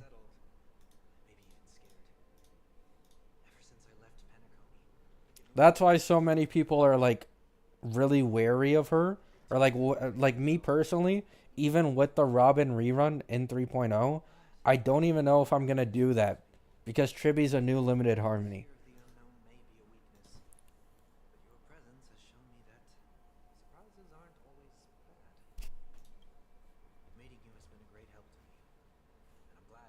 How are you still in this story? I don't know. I've been skipping every single piece of dialogue, or like most of it. And I'm still on this story. Oh, I didn't even realize. Sunday's beefing with himself. Ha! Finally.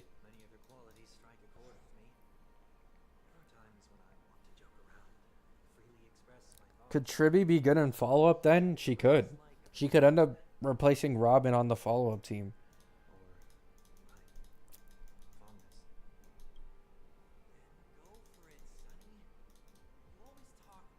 I mean, you guys have to keep in mind, right? This is a 3.x Harmony, right? Like, they're obviously going to be stronger than any of the 2.x ones, most likely. And on top of that, they'll probably have stronger Eidolons and Lycone as well. Like, who's to say that Triby's E1 doesn't give, like, increased action advance, right? Like, if in her base kit, let's say she gives, like, 8% action advance for each enemy hit on field. Let's say the E1 doubles it. You get, like, 16% action advance each time you hit, like, enemy or enemies on field. It would be incredibly broken for, like, Air Edition units and shit. Or follow-up teams. Because she already has Res Pen in her base kit. So I don't know if they'll add even more Res Pen in like an E1 or E2. Maybe in the E6. But I'm not sure about the E1 or E2.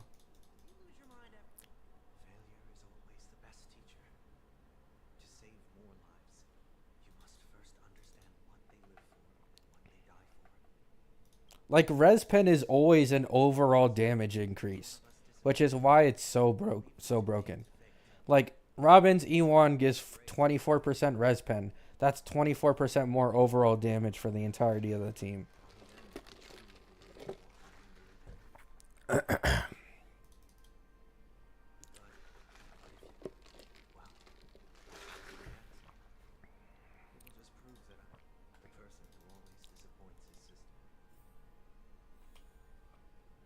Let's go, March. Is just another name for flying. That's why I rejoice at my broken wings. Step into the mortal world to see how it truly is. I really don't care, Sunday. And with my last breath, I'll join the weak in reaching my hands toward the sky. On the planet of festivities, whatever I do, it's not the gods who answer us. Skip Fest is over, possibly. Don't have much to say. But when telling jokes, be sincere. Don't spread the Triby's 3.x competition will probably have 2 or so other harmonies, so I'm gonna skip the first run, possibly. Yeah, that's for sure possible. I mean, Sparkle came out in 2.0, and then Robin, I think, released in like 2.2, so yeah. from me. But the thing is, we have such like a variety of different team archetypes that it's possibly that the next harmony doesn't even like power creep Triby necessarily. Like, let's say we end up getting like a harmony, but that harmony is for like the HP scaling DPS, like My Day and Castris, right? Like, there's a lot more options now that we're further in the game. It's not likely that we'll just get like a straight up Triby power creep, right?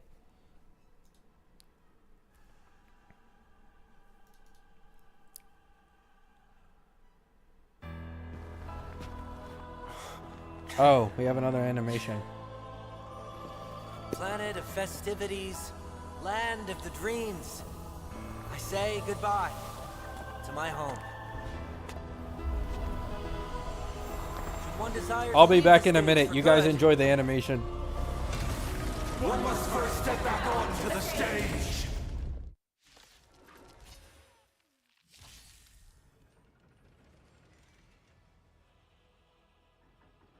as expected, the trickiest thing is tuning yourself. These dissonant sounds are much too harsh. Come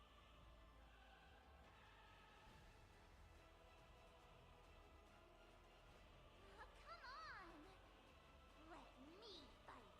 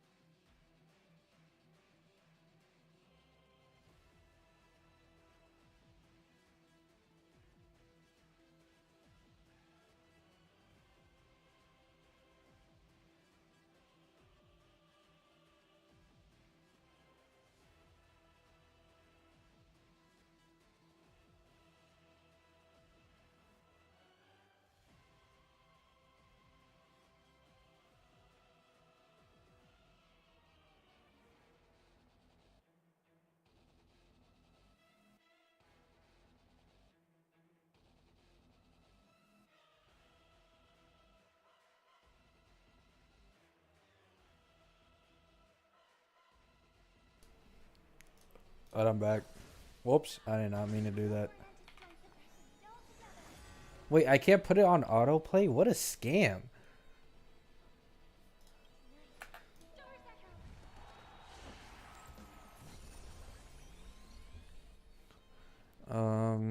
It's not even... Whatever.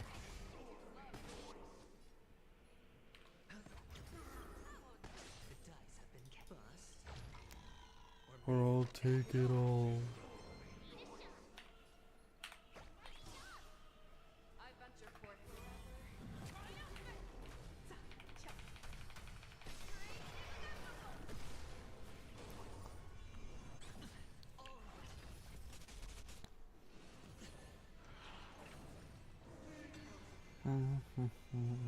Oh, skins?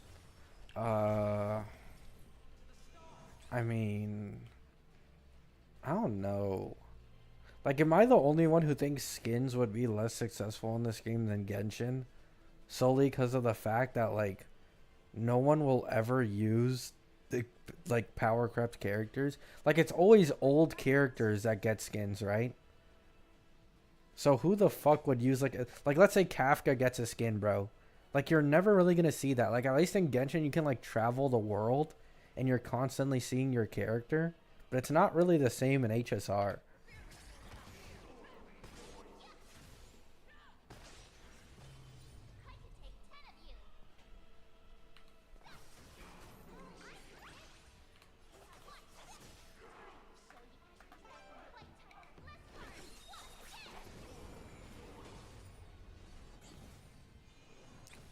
I hate this boss so much, bro.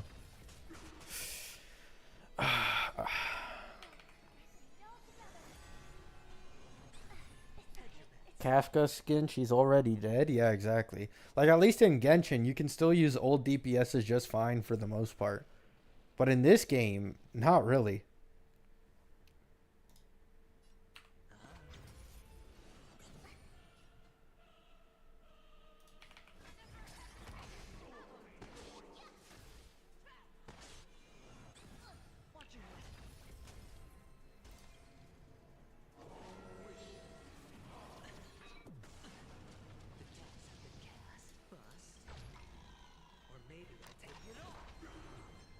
What light cone are you using on March? What's it called? Like, it's the Herda shop one. Like, Cruising Sea something. Stellar of the Cruising Sea, something like that. I'm using Ratio's light cone on my face shao right now.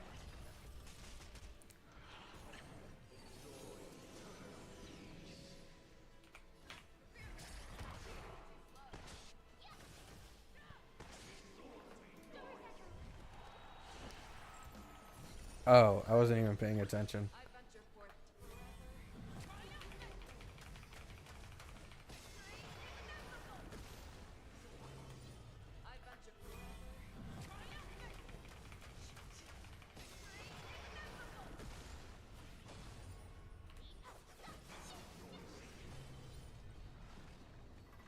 Yeah, that one, Radius. Don Hung's story is over. Why is he getting... I mean, I'm pretty sure March is supposed to get another form too. It's not only Don Hung. And apparently March's form is going to be limited. So we're getting Dark March limited. And we're getting like a Fire Don Hung with like a second form that's limited as well.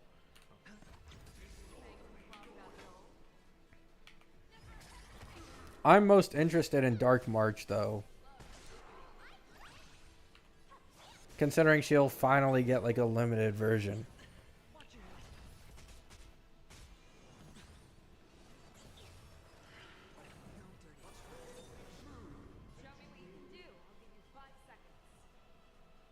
I mean, I agree it's unnecessary. But I think they're just gonna do this like every single planet. But yet a different version of the character. Or like every other planet or something like that. Like these are the main characters in the storyline, so I'm not exactly surprised. Like in Genshin, the only really main character is Aether. But in this game, like you have March, you have Don Hung, like multiple of them are with you the entire way. So I guess they just try to make it as profitable as possible.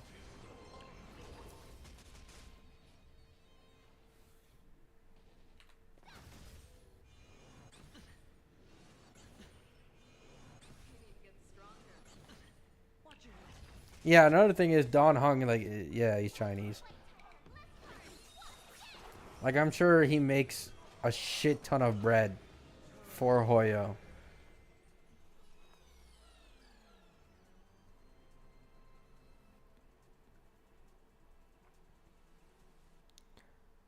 Have a feeling Himiko will get a new form nearer to the end of the story. That would be cool.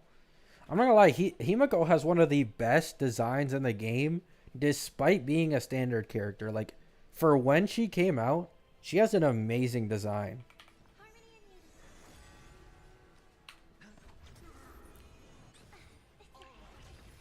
Like, it's not anything as flashy as, like, the new characters, but it's still really, really solid.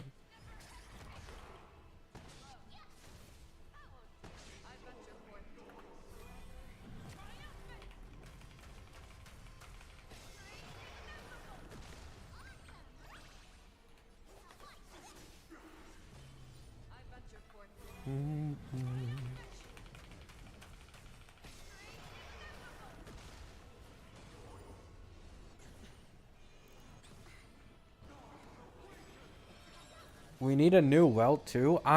Bro, I said it in yesterday's stream. Welt, like, he's not the greatest, right? But the mechanic of being able to like slow enemies significantly with the ult is incredibly broken. Like, I'd really love to see Hoyo make like an actual DPS that can fully utilize like slowing people down. I thought they were gonna do it with like the next ice DPS. So Herda. I thought they'd maybe make it to like an ice DPS that can like freeze, and that way like enemies would be slowed, but I guess not.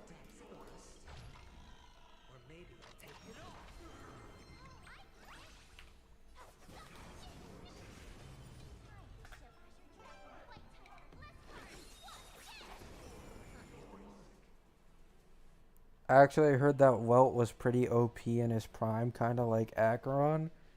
Yeah, I think I heard something similar. But I remember when we were like back in like the start of Pentaconi, there were people actually having like power scaling debates on Welt versus Acheron. Like, Jesus. like, jeez, man. Because they're like, oh, Welt can like summon a black hole. And then people are like, oh, but Acheron's an emanator. And she herself is the black hole.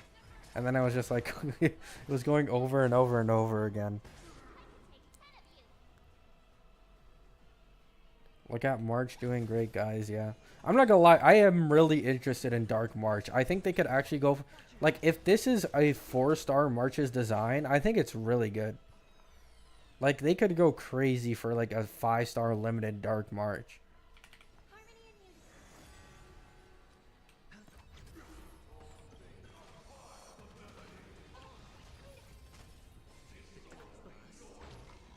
Ten-year-long fight, bruh? Yeah, I have barely been paying attention, and on top of that, I don't have a break team on my account. So I wouldn't even be able to take advantage of that.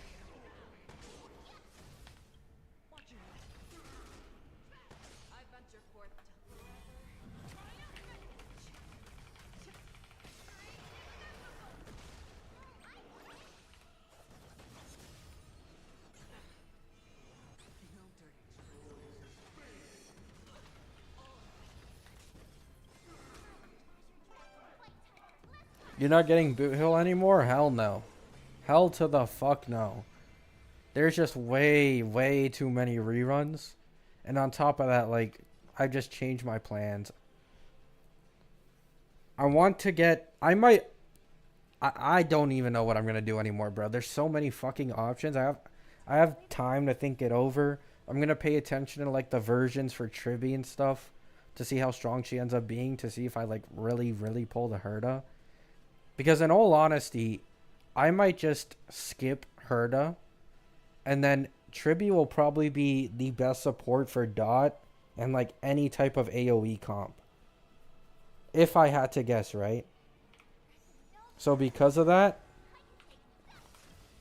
I'm really considering maybe I just like skip Herda and then get Triby and then get the Caster's team.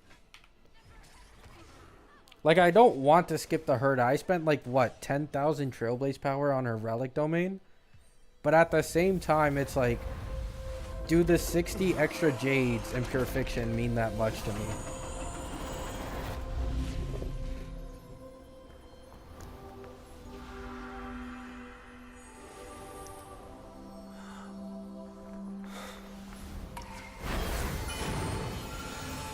Oh my god.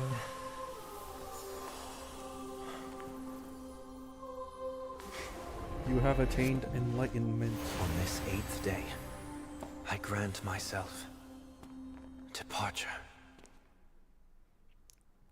What a cool character, man. Is E2 Herda worth it? It is very worth it. Her V5 gave her E1, and especially her E2 a massive buff. So if you're going for E2 Herda, it's for sure worth it. Very strong. Thank you for accompanying me through all this, Mr. Yang. This farewell journey has come to an end. What are your plans? Nice, Rokumata. 3.1 Triby is broken. and possibly the Herda best in slot. I don't think possibly. I think it's just obvious. Like, unless the leaks are wrong about her kit, which I don't think they would be considering how close we are to the actual leaks. Like, she should easily be the Herda's best in slot. Giving action advance, depending on how many times you hit, like, mobs on field and how many you hit, is pretty broken. So did E2 Herda power creep face out E2? I don't know. I don't even know how strong E2 Fei Xiao is. I never even looked into E2 Fei Xiao gameplay.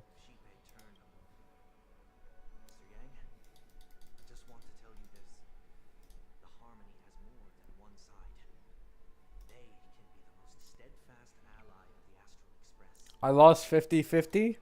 Hey, it's all good, man. It happens to the best of us. It happens to the best of us.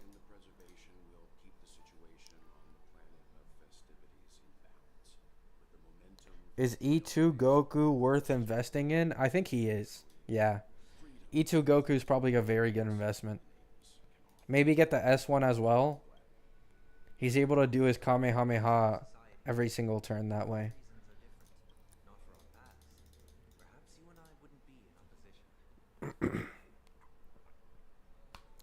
It's gonna take you 6 hours to get through the space button simulator. Yeah, I'm not gonna lie. Like, jeez, man. Jeez.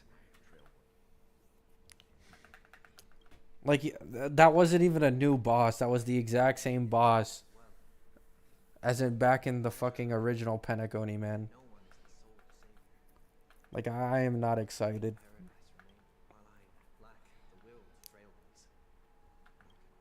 His E6 is a spirit bomb. Yep. He combines the attack and crit stats of every other teammate on your team. And then it's just one big ass attack. One shots everything. So this is why I brought him. Mr. Sunday wants to join us on the Express. Are you completely done with WUWA? Are you going to try 2.0? Probably not. I don't have any plans to play another gacha game on top of Honkai Star Rail right now. Honkai Star Rail is just significantly easier to, like, casually play. And on top of that, I'm more interested in the Honkai Star Rail meta since it's turn-based.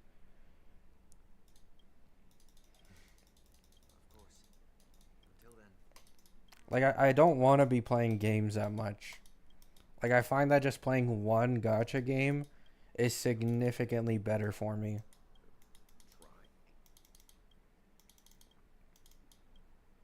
On top of that, I don't want to pay for an express pass for 2 different games as well, so.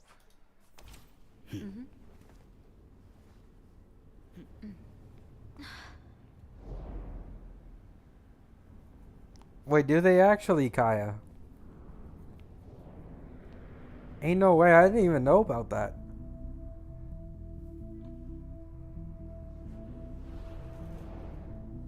Indeed, this is only a minor ripple that no I one always will use my ever friend's notice. E2 Fish out of farm. So, you must also understand, for a genius, the importance of asking questions Herda. outweighs the importance of the answers. Oh my god, it's themselves. Herda. Oh my god. So-called magic. has Oh its my own god, set guys. of principles. There are no mysteries in this universe that cannot be solved. So, OMG.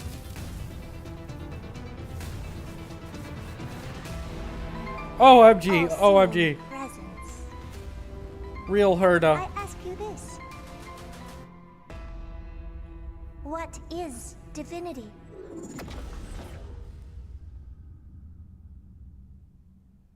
The light's a bit blinding. There we go. Let's go, guys. I finished the Trailblaze mission. 30 jades? That's it? I went through all of that yap for 30 jades? Jesus, man. Holy fuck, they pay Trailblazer scraps in this express, bro. How does he even make a living?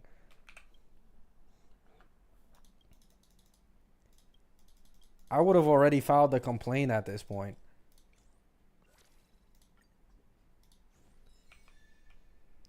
$5,000 credits? Wow. I mean, I appreciate the 5,000 credits on top of the 27 million I already have.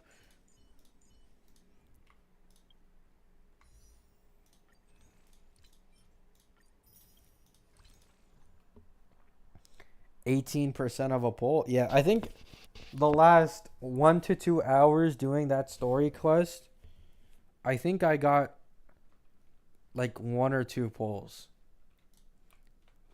I mean, I guess, you know, maybe that's worth it. Could have just worked an hour at my job.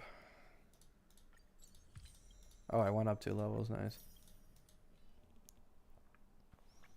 Do you think that I should start over the game? My only limiteds are Aventurine and Sunday. No. I don't think you should start over if you already have like you have 2 meta limiteds.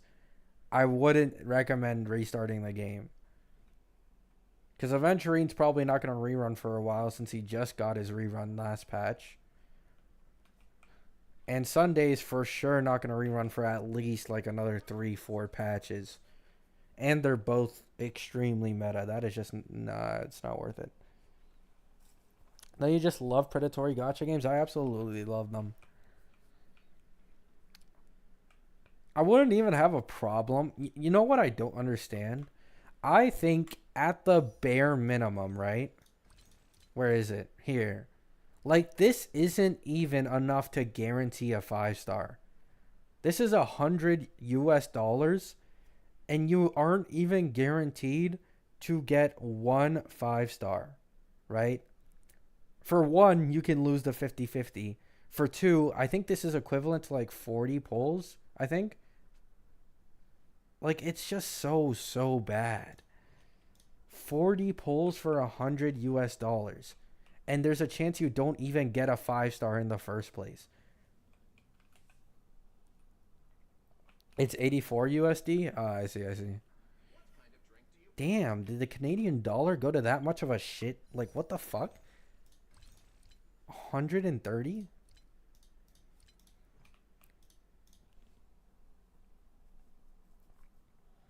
That's 80 pulls? No, it's not 80 pulls. Oh, yeah, with the bonus. Yeah, there's a first buy bonus, though. That's not fair. And even then, I don't think... Yeah, this is 40 pulls, so it's 80 pulls total, yeah. But that's only with the first buy bonus. Like, once you spend more, you don't get this for, like, another year, I think, right? I think they reset it every anniversary or something like that.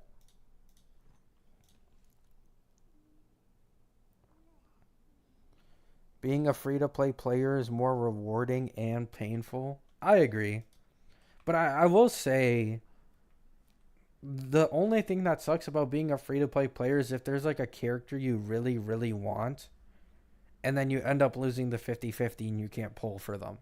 Like, I think that's the only thing that really, really sucks. Like, at least a low spender, because low spenders, you can usually get like 20 to 30 more pulls in a patch if you're a low spender. And if you... on top of that, get the battle pass with the express pass, you can get even more.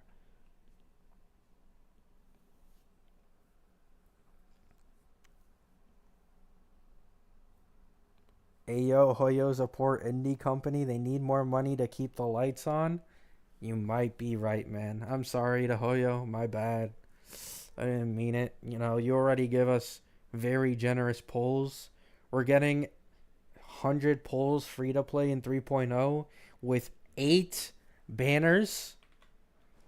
I love how generous Hoyo is. Guys, Canada isn't a real country? Yeah, that's true. Canada is not a real country.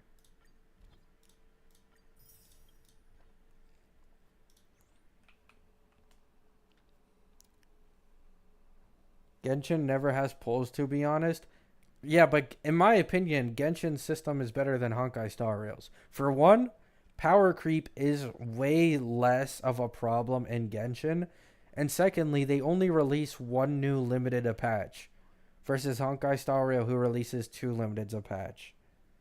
So like the polls are kind of deceiving. The extra polls compared to Genshin at least.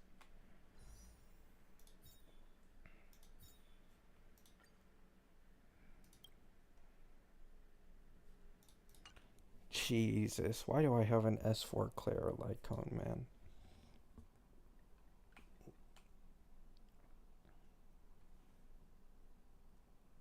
Oh, so they do run 2 at the same time sometimes? Oh. Well, still, I still prefer Genshin system anyways. Like, the power creep in Honkai Star Rail is like an actual issue. It's an actual issue. Like, you will struggle if you do not pull for new units.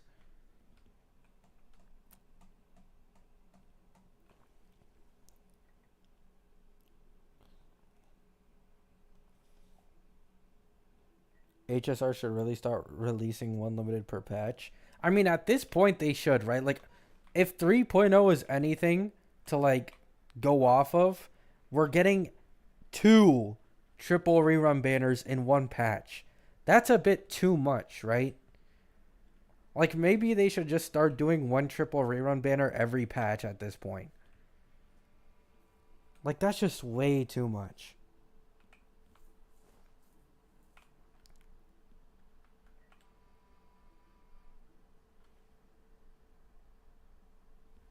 Yeah, exactly, Kaya. Like in this game, if you really want to make 4-star DPSs usable, you need like a limited on the team. I'm pretty sure. Like, I don't think you can even like, I could be wrong, right? But every time I get recommended a video of like one of those YouTubers who try to clear MOC or like the end game with like a full 4-star free-to-play team, I've seen only complaints that they can't do it recently because of the HP inflation. Like, you need like either a 5-star harmony or like any limited that can really just boost your team up.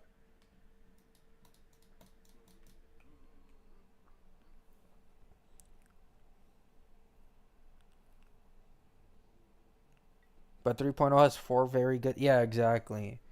Like, I'm so confident 3.0 will likely be Honkai Star Rail's like most profitable patch ever. You have Lingsha, Fei Xiao, Jade, Robin, the Herda. Herda has a lot of hype.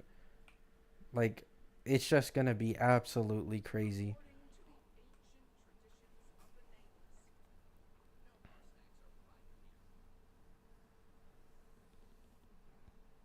I guess that is true, David. I have a friend who has been waiting for a Shenhe rerun for like over a year at this point.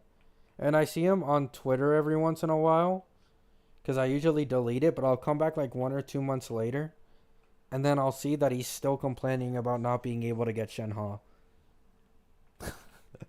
Like, he's fully devoted to just pulling for Shenhe and waiting for her rerun. But then again, HSR isn't completely different, right? Like, Ratio still hasn't gotten a rerun. I think Blade hasn't gotten a rerun either. Like, there are some characters in HSR that just never get a rerun.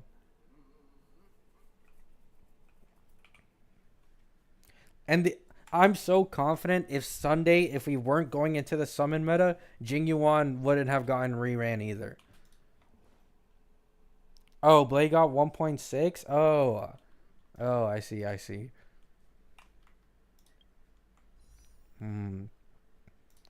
37 wishes with 40 pity. So I can get like 77. By the end of this, wait. Yeah, that's 40. By the end of this patch, I can get, I think, 16 more pulls. Which would put me at what? Like 50... 53 pulls at the end of the patch. I'm so lost, guys. Like, I know I'm a content creator and I did make that value list about like the 3.0 banners, but holy fuck, I myself don't even know what I'm going to do. There's just way too much There's Robin, there's Lingsha, there's Fei Xiao, there's Herda, there's Triby in my day. Like, there's just way, way too much. I can't even say confidently that I'm going to go down like one route currently. I just have to wait until 3.0 hits and we get like the leaks for Triby in my day. If my day ends up being like super top tier, I might end up skipping Herda and just pulling for my day. If they're like similar in performance.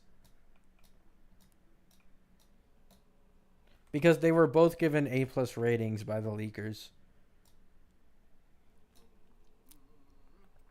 I think pulling Fugue isn't that necessary. I agree.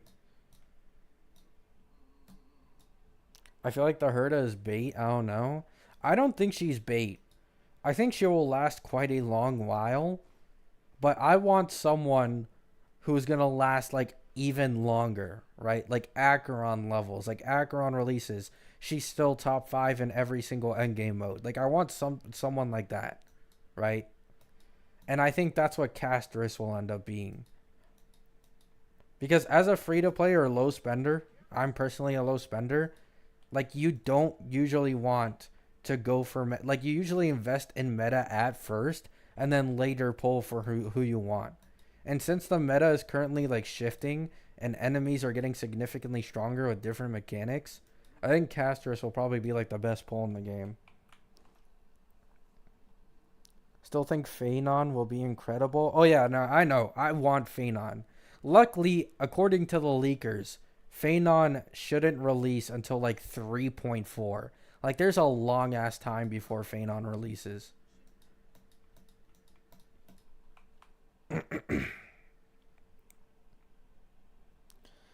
Herda's apparently Acheron tier, so yeah, I'm not gonna lie, Herda is better than Acheron. Like, I'm just gonna say it, Herda is better than Acheron currently. Like, overall. And I'd say that is without Triby. Like, with Triby's release, it'll be easily over Acheron, probably. Because the V3 was such a significant buff. She wasn't even top 5 in MOC before the V3. But now, at like low cost, she's keeping up with like Boot Hill and Fei Xiao in MOC. In APOC, she kind of goes blow for Aglaia. That's the only one where they're like actually close in. And I'd say Aglaia sometimes even performs better in the optimal team in APOC. And then in Pure Fiction, Herda's just top 1, right? So you have top 1 in Pure Fiction, like top 4, top 3 in MOC, and top 5 in APOC. And that's without Triby.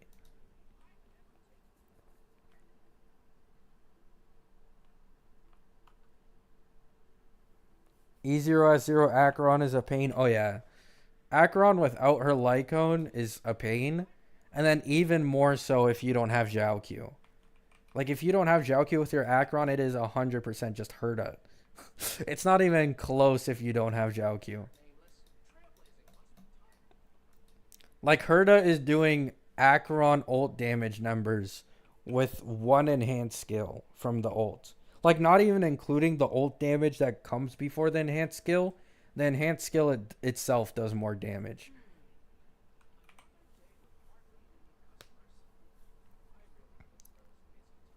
Yeah, exactly. Herda is also like very flexible. You can use Remembrance MC. You can use Robin. You can use Sunday. For sustains, you can use Lingsha, Huohuo Venturine. For eruditions, you can use Jade, Small Herda, or Serval. Like, she is a lot more flexible than Acheron.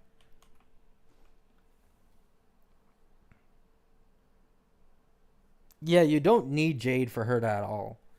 She's for sure like the best erudition, no doubt. But it's not like Sunday outside of a Aglaia team drop off in damage. Like, it's really just not that significant. The erudition is usually there just to be able to get Herda stacks as quickly as possible. That's the main job of the eruditions on Herda's team. Regenerating her energy for her ult and getting the stacks up as quick as possible so she can do as much damage.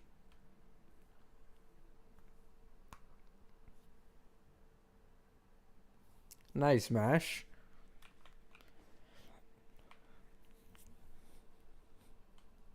I'm back. Did the Sunday Yap Fest end? Yep. It ended, I'd say about like 15, 20 minutes ago. I don't think I have anything. Can I even level up like any relics? Maybe? Oh, yeah. I think I showed it earlier, but I'm running a very scuffed build currently on both my Pela and my Herda just so I could get them to enough speed for the Herda team so I could like constantly spam over and over and over again. But now I don't even know if I'm going to get Herda, so it's like, Jesus. Oh yeah, someone asked earlier, cruising in the Stellar Sea for March 7th Lycone.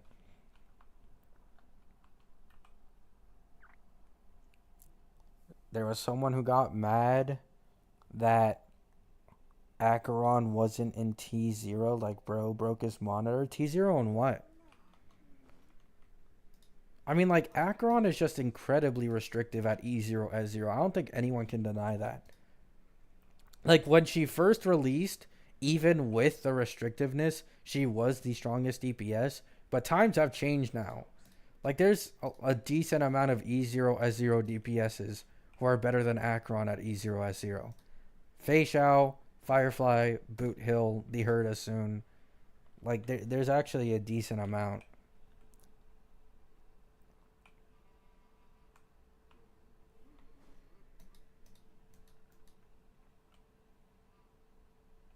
I have E0, S1 Jiaoqiu, and E1 or Acheron and Jiaoqiu. Yeah, exactly. Like, that's fine. Once you get Acheron with her light cone and with Jiaoqiu, or even without her light cone, so long as you have Jiaoqiu, still pretty strong and good. But it's when you remove, like, Jiaoqiu, or you're playing her at E0 S0 without the light cone, she's just comparably worse than a lot of other DPSs at this point.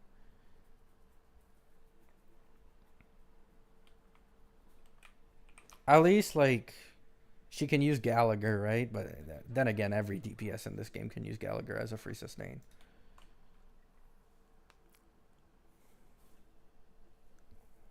That's why I didn't recommend Acheron.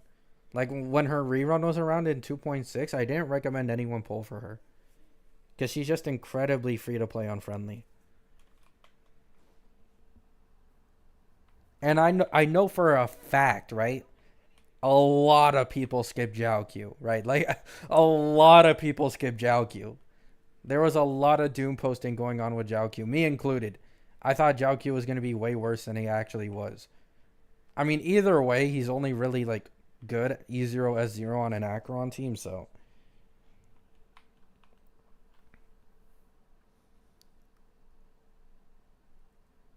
Yeah, except the Acheron mains, exactly. Like, anyone who already had Acheron was fine with going for Jiaoqiu. Because it's just a straight up upgrade.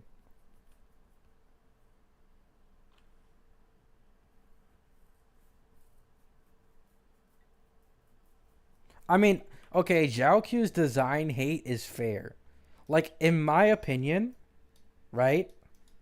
Where is he? This guy looks better than Jiaoqiu. And he's a 4-star. Like, Jiaoqiu does look like an NPC. I'm not going to hold you. Right? Like, Mo's does look better. At least in my opinion. Like, they just didn't really try with him.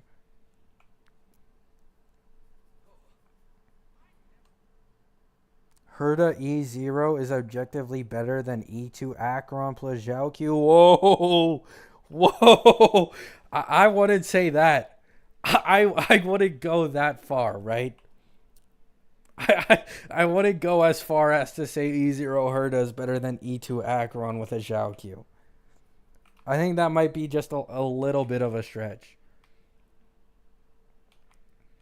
But, I mean, if we're including Herda with the same Eidolons, yeah. I'd say even an E1 Herda, in like an optimal team with like Jade and shit, compared to an E2 Acheron with her optimal team, could probably perform better because of the buffs to the Eidolon she just got in V5. But E2 versus E0, I think Acheron takes that.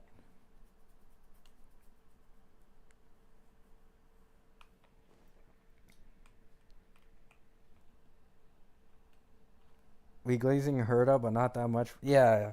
Herda's like the best overall DPS for sure. And with the recent Eidolon buffs, yeah. But at E0 versus E2, it's like a different story. Like, Acheron gets a massive, massive damage buff from having a Harmony. And without Zhao Q, I could see it actually. Like, without Zhao Q, E2 Acheron, I could possibly see it. But even then, it's a stretch. Because Zhao Q is able to generate so many stacks for Acheron so easily that it just makes her way too broken at E2.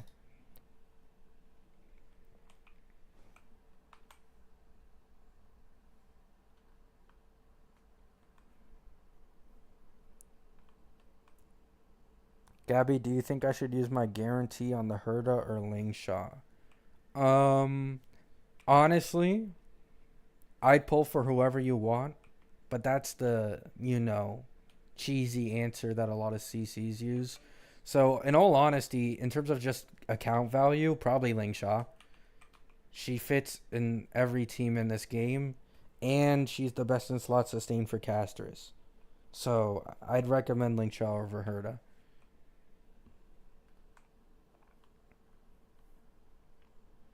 I'm gonna keep it a buck. The Herda shits all over Acheron damage wise. I agree. When you look like, I wouldn't say completely shits, but if you compare like Eidolon versus Eidolon or Lycone versus Lycone, like if you compare the two at the same cost, I do think Herda is just better, especially if you have the right relic investment.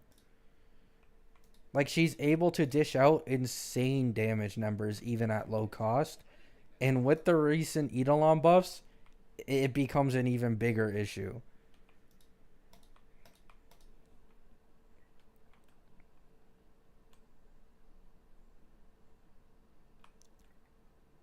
Don't tell that to Acheron subreddit. They're going to destroy their PC when they see that. I mean, it's just honesty, right? Like, I don't have an emotional attachment to any of the characters in this game. I already mentioned before, when I made that video about, like, a person in my comment section bringing up, like, a Glea versus Herda and saying that I'm, like, biased. I'm not biased towards anyone in this game, bro. Like, I'll easily say the Herda could possibly be stronger than Fei Xiao when Triby releases. And Fei Xiao is my favorite character in the entirety of the game currently. And, like, my favorite team. I just look at shit objectively, man. I don't really give a shit if my characters get power crept, right? I just don't want to lie to people. Like, I think that's when it starts getting bad, when you become, like, so emotionally attached to a character that you're just completely opinion biased, even when there's clear evidence that you're wrong. Like, I never want to become like that, bro. I thought you loved Firefly. I used to. She's not bad, and I have recommended her in multiple videos, like, back in, like, 2.5 or 2.6, I think. I was recommending people to go down, like, the Firefly route if they were a new player and get, like, a full Super Break team, which I'd still recommend. If you already saved up the pulls, you get Fugue, Firefly, Harmony MC, you can get a really, really strong team going. And it'll still last you for a while. Like, I don't think Firefly won't last, especially in APOC. Like, in APOC specifically, it's going to be a while before, like, the main break DPSs actually become, like, fully replaced.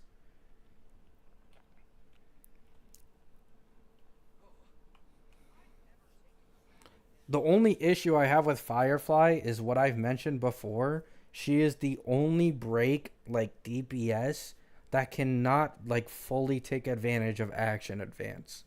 Like, this is why you'll almost always see E2 Fireflies needed for zero cycling before Fugue. It's because Boot Hill can just fucking use, like, Sunday or what's it called? Branya, right? So before Fugue, Firefly needed E2 so that she could get an extra turn to break the break bar. And on top of that, Boot Hill does more, like, break efficiency damage since he's Hunt. So Boot Hill has had this advantage where the more you relic invest in his team, the stronger he gets over Firefly. And Firefly just couldn't do shit about it, because there isn't a single break support in this game that gives action advance.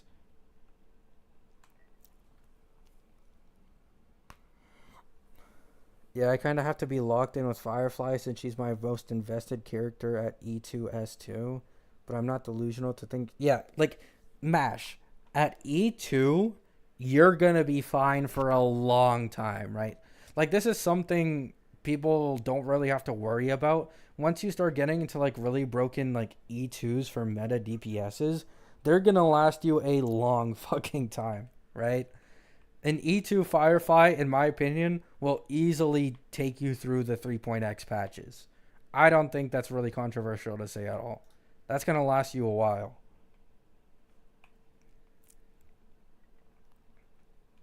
True, even at E6, Boot Hill has a higher ceiling than E6 Firefly, yeah. It's just that Boot Hill can be action advanced since he's crit break combination. But none of the other break DPSs are.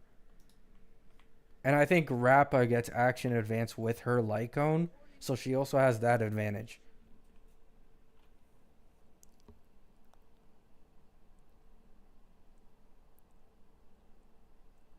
E2 Dill?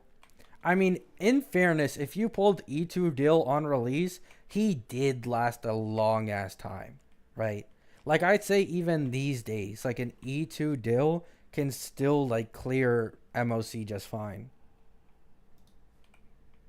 Like, that was actually a really good investment for anyone who went for, like, E2 on his release. E2 Jingliu, I'm not gonna lie, I have zero fucking clue what Jingliu's Eidolons are. I've never had her on any of my accounts, and I've just never paid attention to her. Like, when I started playing the game, like, she was already power crept. Or, sorry, not power crept. But, like, literally the next banner when I started playing the game, I think Sparkle released for Dill.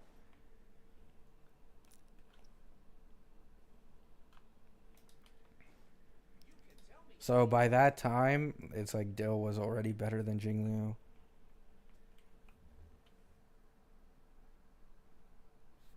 If you E2 Dill and a Sparkle, you should be fine. Yeah, exactly.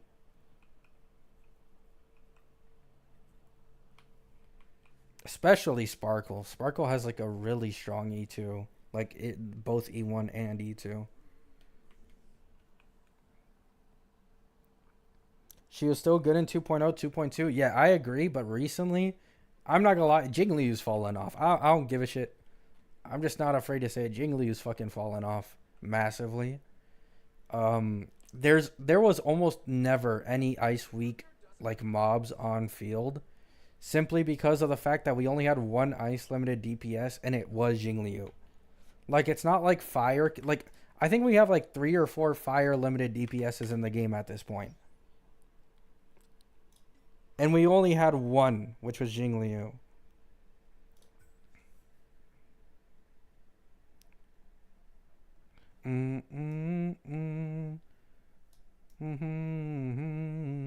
So we have Firefly, we have Topaz, we have Lingsha. You can also use Himiko. We have Jiao Q and Fugue. Like, maybe not specifically DPSs, but there's just way more fire characters than there are ice characters.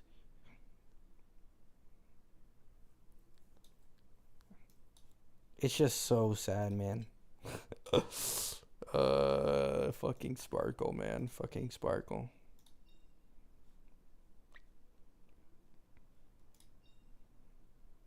Wait.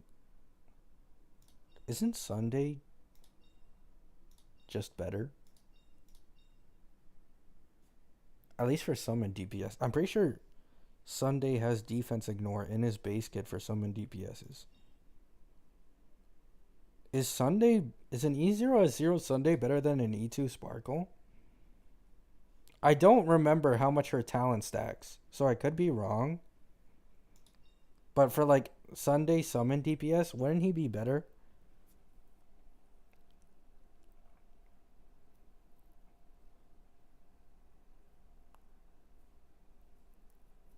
No, I'm saying, oh wait. It's only his E1 that gives defense ignore? I thought he had it in his base kit for summon DPSs.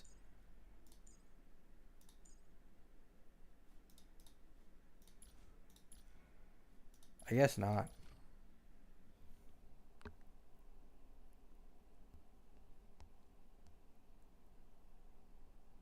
Oh, it's damage boost. I see. I thought it was defense shred, so it's damage boost. Oh, okay. Oh, yeah, you're right. You're right. If the target has a summon, then dealt damage is increased by 25%. Oh, wait, it says further boosted. So this is a total of 40% damage increase for a summon DPS. Damn, he's way better for summon DPSs. Holy fuck.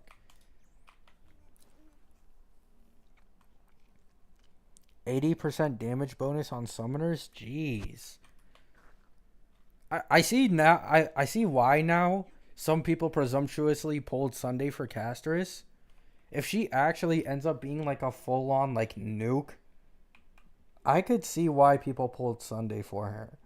Though I don't know if that'll end up being the most optimal team. But I do imagine you could probably replace My Day with Sunday. I don't think My Day will be like that important to the point where it's like you remove My Day and all of a sudden Castris is ass and does nothing. Right? So you probably could just replace My Day with Sunday. And make her like a complete fucking nuke. Gotta go, man. See you later. See you later, random guy. Thanks for stopping by.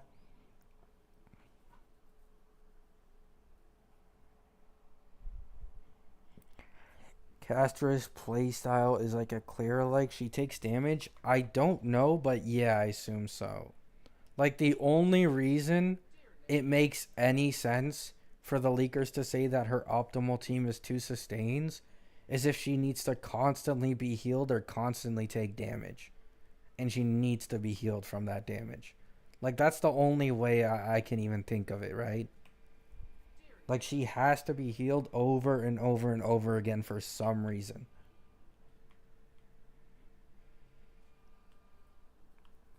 Otherwise, why in the world would you use double sustain? Like it just doesn't make sense to use double sustain unless you're losing HP like every second.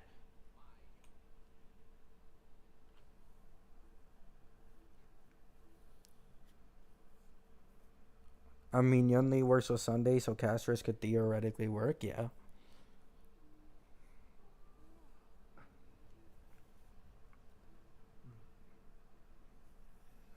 True, there's no sustain him in 4. I mean, it's possible we get a sustain. We're getting no preservation, the leaker said. But we could get like 1 abundance. Like I think in the Amphorius trailer, there's a character whose description mentions healing, right? Now, I will say, you know, Jiao also had a description for healing. However, I do think she could possibly be different. Yeah, I think we could get 1 abundance.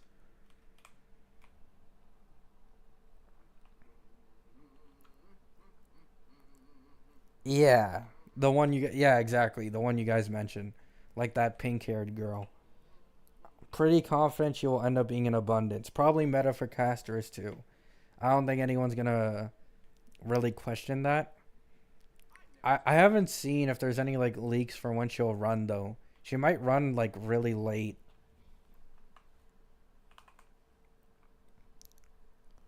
Didn't Jiaoqiu used to heal in his CBTs? I don't think so. Apparently that was like a random leak that was apparently wrong. Apparently, that's what I heard. Like one leaker said it and then just everyone ran with it. However, it is weird in my opinion that even in like the live stream to like represent Zhao Q and Yun Li back then, like they constantly kept reminding people that he's a healer and he kept mentioning that he's a healer and he can't do any fucking healing. Like it's just such a bait, man. It's such a bait. Acheron, I understand why they did it though, right? Like, can you imagine someone as strong as Zhaoqiu for Acheron on top of that already sustaining? Like, you'd be able to run sustainless comps for Acheron without an issue. That would just be too broken.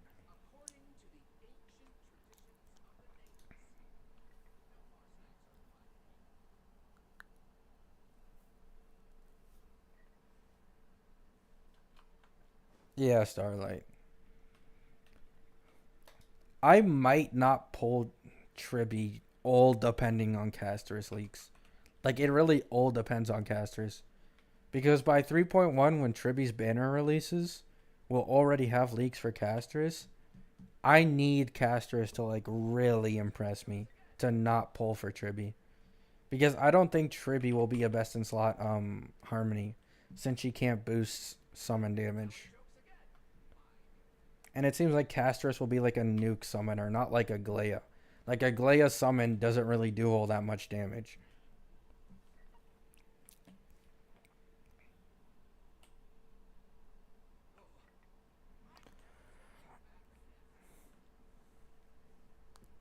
Yeah, exactly, Exodius. You could just run sustainless and Acheron would be like way broken and less restrictive.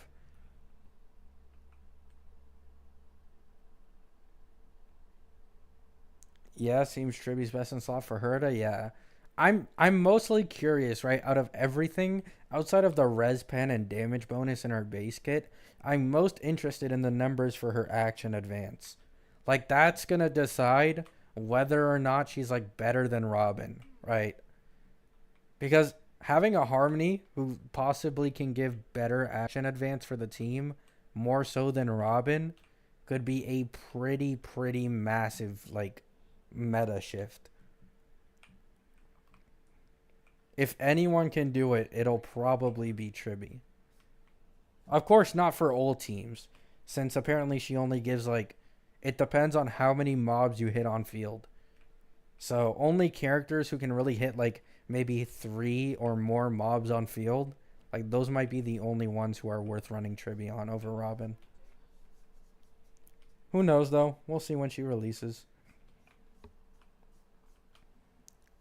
Aglaya needs a summon personal. Yeah, exactly. Like the summon for Aglaya will always do like less than 100k. It's just not that good. Can't fully take advantage of Sunday.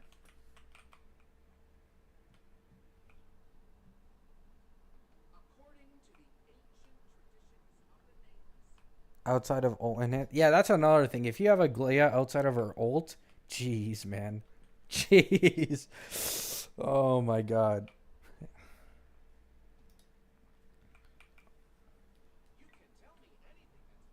That's why Huohuo and Sunday are so fucking important. You need to have her in her ult state like 24/7. Is Triby on 3.1? Yeah, she is. 3.1 is My Day and Triby. One's a limited Harmony who was giving like I think she was given an S rating by the leakers. And My Day was given an A+, the same as Herda.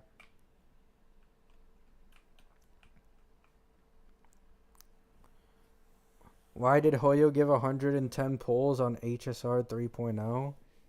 Well, you know how they are. I don't think they really care. You know the craziest thing is, too? It's a new planet. Like, it's an entirely new planet. Outside of the fact that it's also like 8 banners on the same patch. And we're getting that little pulls. The Herda's A+? Yeah, the leakers gave Herda an A+ meta rating. They gave Aglaya a B. So, Aglaya, even before like all these, like, like all these leaks came about, they gave meta ratings and they gave Aglaya a B. Probably now that we're here, because Herda is just better overall. And that's probably why they gave Herda A+.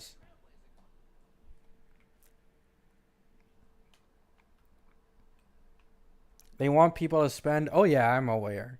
But it's like, it would have been fine if they just gave like an extra 10, 20 pulls, I think.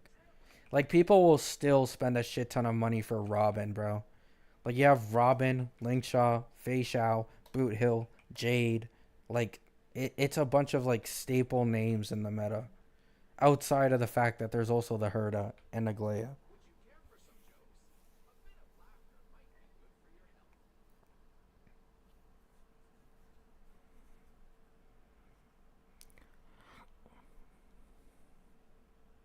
Yeah, apparently we're also getting a chest tracker, yeah. What does Robin's E1 do? It gives 24% res pen when she's in her old state, which means your team overall does 24% more damage. Jeez, man.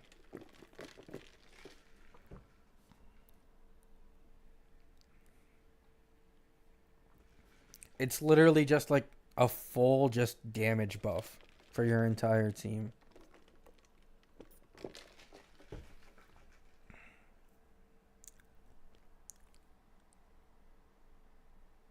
Robin is bait for Triby. That's what some people are saying. Some people are saying it's possible that Triby ends up having like better overall action advance. And on top of that, Triby has res pen in her base kit. So some people are speculating, including me, that Triby might end up being like Robin power creep.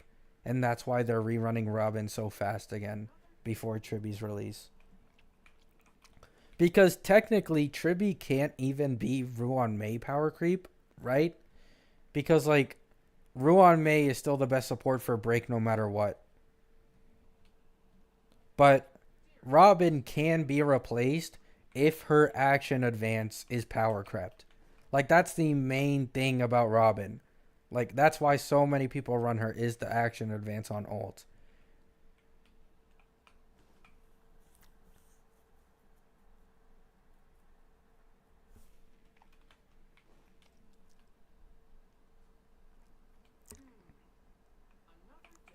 I suggest getting E1 Robin in the Herda. That might not even be worth it. That's a thing.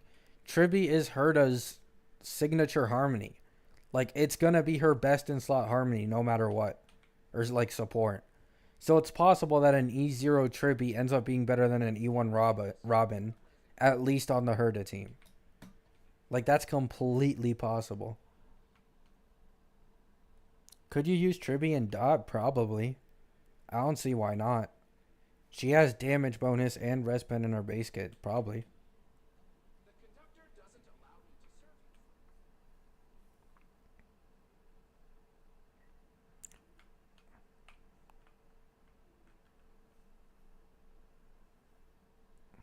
Yeah, exactly, Roku Mata.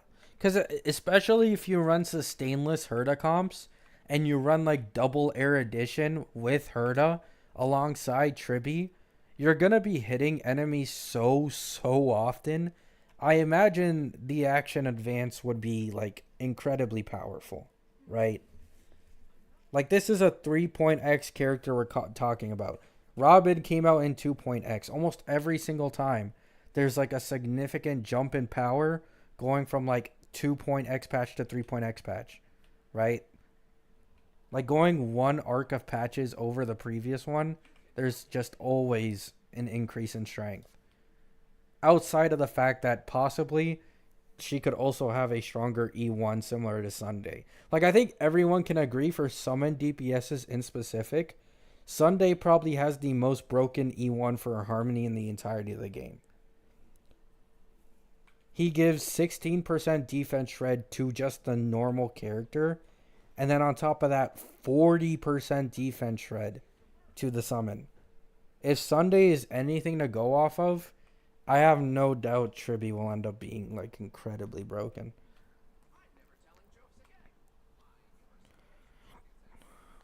Oh, 100%, Grizzly, yeah. Herda is one of the most free-to-play friendly... Actually, I'd argue she's probably the most free-to-play friendly DPS in the game. Like, more so than Firefly. Like, Firefly is easier to relic invest in, since you only really need break effect and speed. But in terms of just flexibility with, like, different characters, it's probably Herda. She can use 3 different supports, 3 different eruditions, and 3 different sustains. And you don't lose that much damage.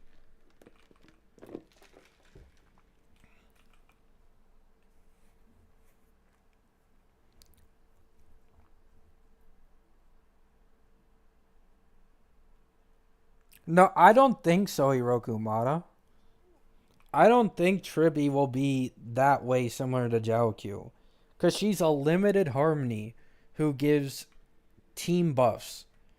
Every single limited Harmony who gives team buffs in this game is a must pull. Like Robin and Ruan Mei are like the two must pull harmonies, or even just the two must pull characters in the entirety of the game.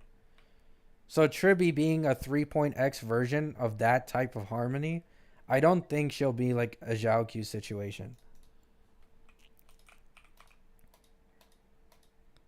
Like the only reason Zhao Q is the way he is because Acheron is the only one who can really benefit from him getting stacks over and over and over and over again. Right? But Triby's a harmony. She doesn't have like any special mechanic as far as we know, aside from just giving buffs depending on like team position.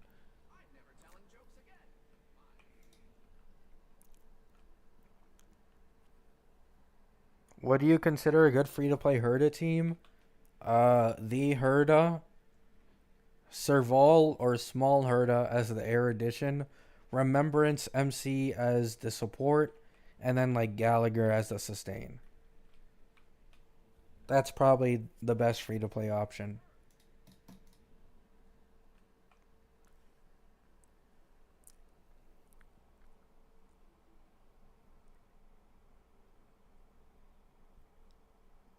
I mean, you guys don't have to pull for her. I just don't really care if she's a kid. Like, I know for some people, maybe they have, like, a conscience about that stuff. Like, yeah, I just don't care, bro. Like, if she's meta, she's meta. Why would I care?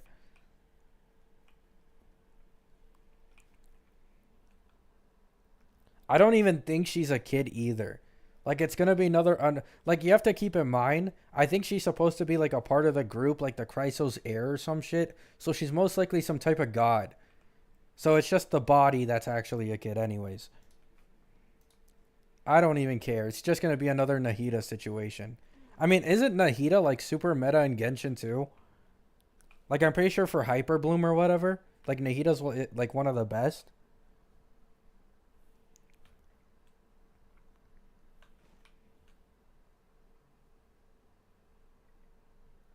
Yeah, exactly. Like, I don't understand. Like, I've never seen anyone, like, anyone take issue with Bailu. I haven't seen anyone in my entire time playing the game be like, oh, I'm not going to use Bailu because she's a kid. Like, no, she's just ass, right? But at the beginning of the game, everyone used Bailu without an issue.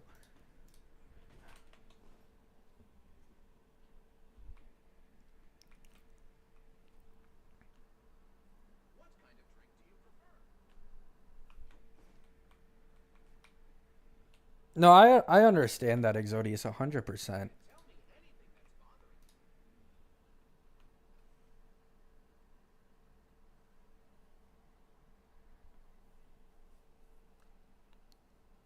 She has different bodies. Yeah.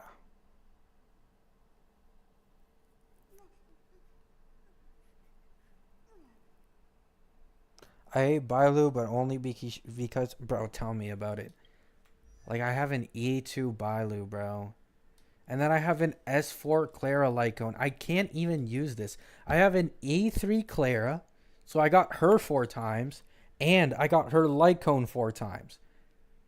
Like, I don't even use her. I don't use her Lycone. I just hope this is good on Phanon. That's all I'm hoping for at this point, is that this ends up being good for Phanon. Or maybe My Day, right? Maybe My Day wants this since it restores HP.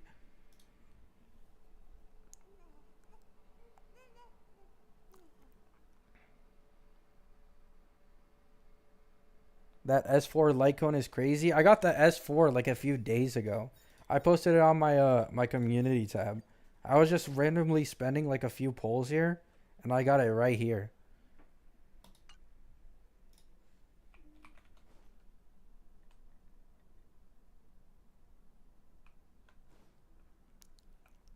I lost 50-50 to Japard.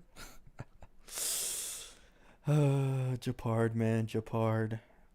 It's actually crazy how times change. Like, I remember at like the beginning of Penacony, Japard was actually like a good option, right? Like, he wasn't necessarily good, but he was decent.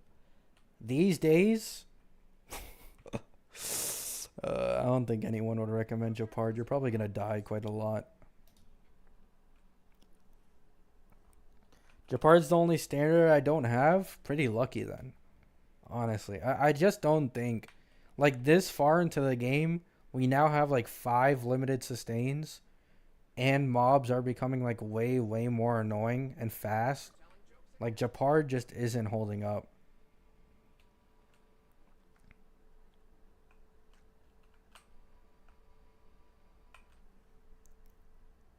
Imagine we see Aventurine in 3.7 as we see Japard now in 2.7. I mean, it's not likely because we're supposed to not get a single preservation unit throughout the entirety of the 3.x patches. Meaning Aventurine will stay as the greatest, like, preservation unit until 4.x. We're only getting one abundance.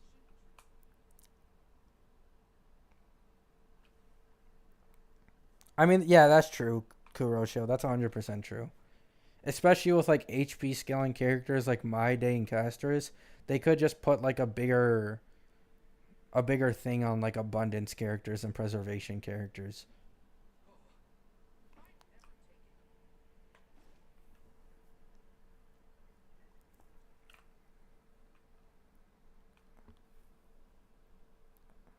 Not even Lynx is capable of sustaining comfortably nowadays. Oh, I have no doubt.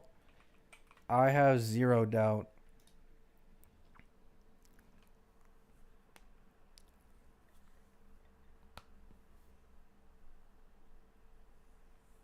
I mean, Zem, if I had to guess, they're probably just doing it to make, like, sustains or, like, pulling already, like, sustains and preservations more of an important thing.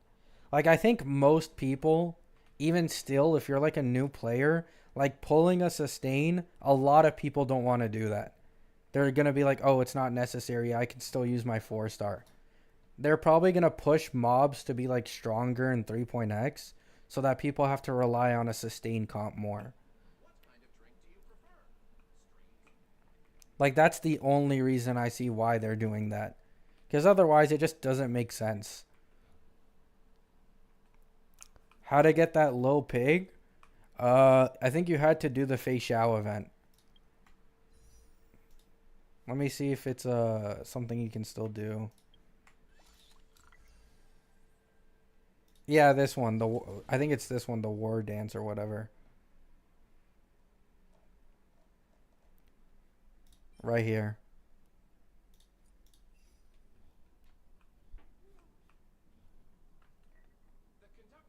I haven't used the pig item, bro. It's just so cute, man.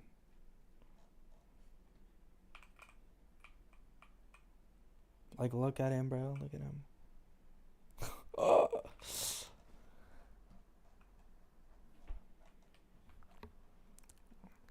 That's fair, but it's still crazy that preservation still doesn't have Yeah, I agree. Like, we just don't have that many limited preservations. The only ones are Fushuan and Aventurine, right? Yeah. These are the only two. While Abundance... Bro... There's 3 preservation characters and 7 abundance characters. Jeez, man. Preservation is like... My God. Every single other path goes to, like, the second line. Preservation's the only one, man. It only has half of one line filled. They should just add a Harmony unit that could heal.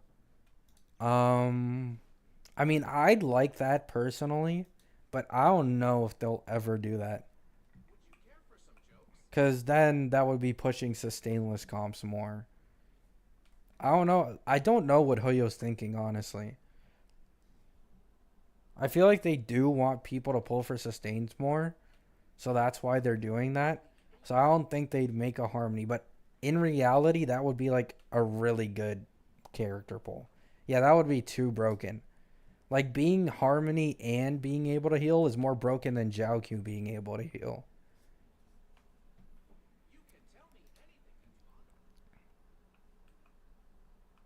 We lack in 4 stars as well. I mean, this game just wants to rake in the money, bro. That's all it really is. They just want to rake in as much as money possible, so they just keep releasing 5-star after 5-star. Dark March is also a 5-star. Don Hung's supposed to be a 5-star. Like, Lingsha deals 200k and sustains. Yeah, but that's only specifically in like break comps. That's the thing though. And it's still like nowhere near comparable to like actual meta DPS damage. It's good, for sure. Lingsha for sure does the most damage of any sustain and is better than a lot of older 5-star characters and 4-stars. But like healing as a harmony is a completely different level of broken.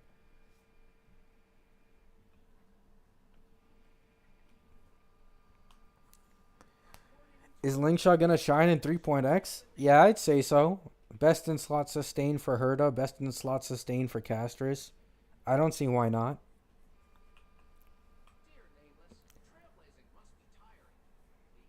A new limited standard banner. I mean, it's possible, but I don't know. I've seen a lot of people saying that a Galea would be on like the standard banner. I don't see that happening. Like, I'm just gonna be completely honest. I don't see a Galea being put in the standard banner for a while. At most, I could see them giving like a free Galea on Castris' patch. But even then, personally, I would rather have like 30 to 40 pulls for anniversary again than I would have a Galea on my account.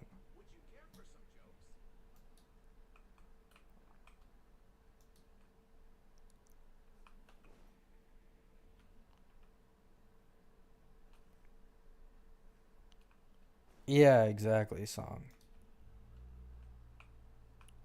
90 pulls would be nice. That's just never going to happen, in my opinion.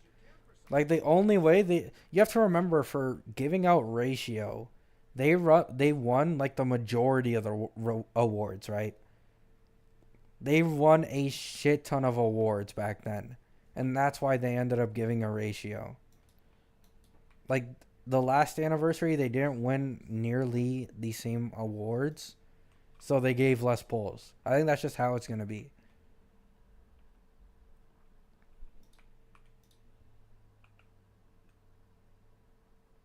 Yeah, they won Mobile Game of the Year back then. But for this anniversary, I think it was Monopoly that won Game of the Year.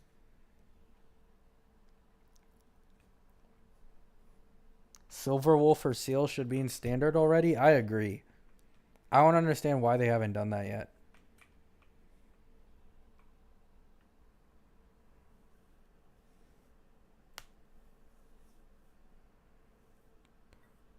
Like, I don't even play Wua, but Wua is probably like the only game that would give 90 pulls on an anniversary. Or like a free, like, limited 5-star character. Like, consistently, right? Without like any catch of having to win an award. Like, Wua would probably be the only one that I can think of currently. Honkai Star Rail knows it can be less generous and still make more money. Because obviously more people play their game.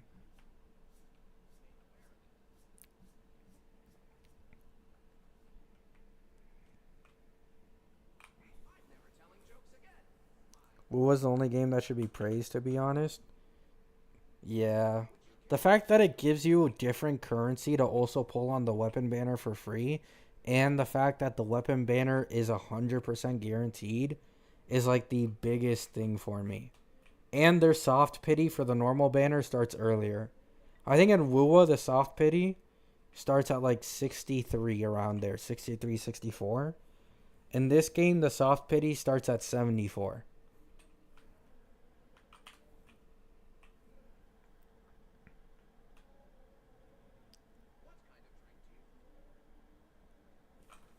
Oh no, Dido, yeah. 100%. Like, none of this is confirmed. Like, that's why I'm saying I don't think they'll give Aglaya anything. Like, I don't think she'll be free or put in a standard banner for a long time. Like, they still haven't put Kafka or Seal or Silverwolf. So they're definitely not going to add Aglaia. That's definitely not going to happen for quite a while. Like, you could even make an argument Ratio. Ratio would probably make the most sense, since he's like the most owned limited character in the entirety of the game.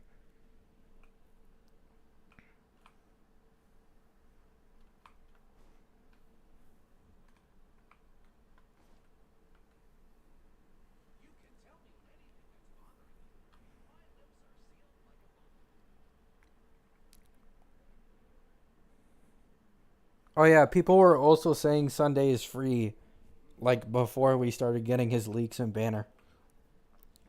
They were like, "Oh my God, Sunday's gonna be free! Yay, my glorious Sunday!" And then he ends up being on the banner. Like, if you ever see anything free related to a limited character in leaks, know that 99% of the time it's just gonna be bullshit.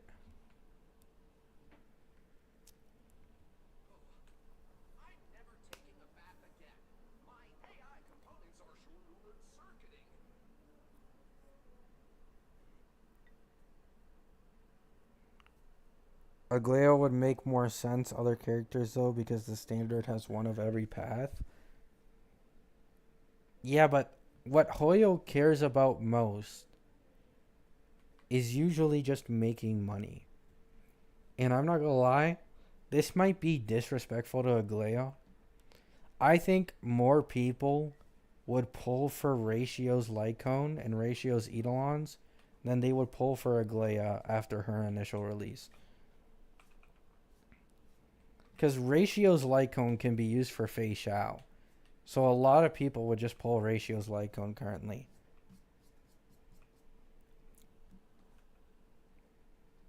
Like, I don't think Aglaia is going to sell all that well. She'll sell well, because she's like the first Amphorius character and the first Remembrance character. So she's the best to pair up with Sunday. But I think the Herda will probably sell better. And she'll probably sell worse than, like, let's say Ratio did.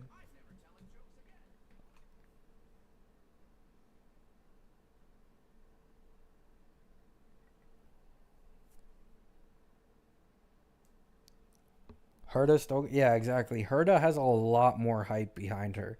Like, people have been talking about real Herda for like an entire year at this point. And it's been like half a year since we started getting like actual leaks for Herda. And people have been so hyped for her just full saving.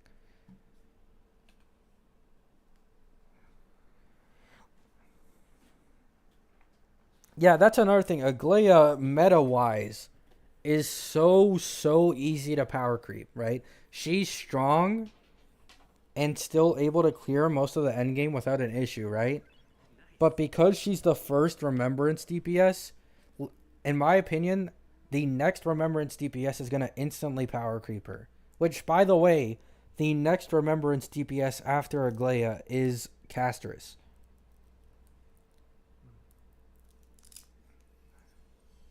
And I think everyone can agree, even though we aren't at Castris Leaks yet, she's going to be stronger. It's just not even like a question. So, like, value-wise for an account, Aglaia's complete ass.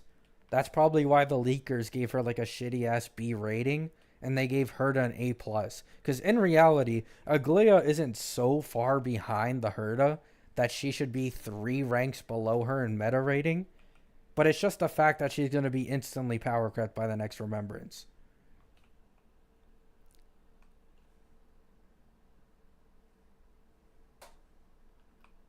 Yeah, exactly, Netherlord.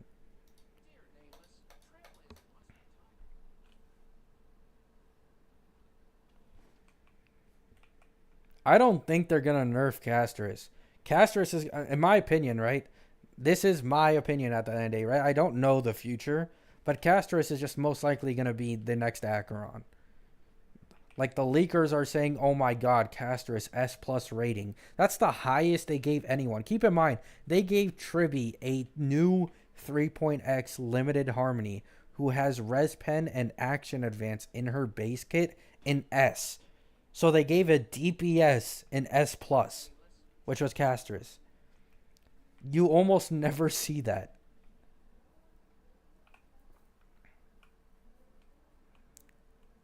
Jing Yuan is better than Aglaia? I don't think I'd go that far. Actually, I don't even know. Like, maybe with an E1 Sunday, possibly. Because that 40% defense shred on a Lightning Lord would probably go crazy. In terms of pure fiction and APOC, I think Aglaia is better. But in MOC, I have seen them clear at the exact same cost. Which is a bit, you know. Like a new meta DPS is clearing at the same cost as Jing Yuan. I wouldn't say he's better. But, I don't know.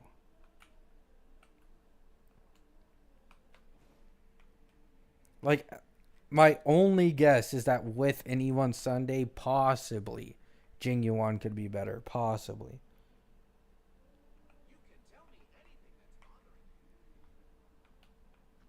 Why did Aglaia get so many nerfs? I don't know, man. I really don't know. I thought they were just going to keep her, like, decently stronger than Herta. I genuinely just don't know.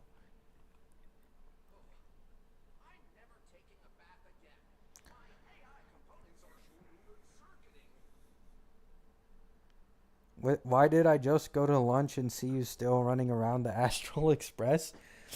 This was supposed to be a short stream, in all honesty. I was going to stream for like an hour and instantly get off. And that was it. Because I'm kind of hungry. But then I ended up getting caught up talking about meta shit and leaks with like the chat. I don't have any energy left, so I can't even like do anything. And I finished the main quest. DM Dawei to nerf Aglaia SMH. Don't worry, guys. Don't worry. I didn't do that. They just hate blondies. Is there even like that many blonde characters in? Oh yeah, Aventurine. I mean, I don't think they hate blondies considering Aventurine exists. And HMC. I mean, okay. This is when it gets a bit skeptical. But these are 1.x characters, right? 2.x characters. You know, blondies are going pretty strong. Luocha? Yeah, we ignore 1.x, okay? 1.x, Hoyo clearly had something against the blonde characters, right? 2.x, though, you know, it's looking better.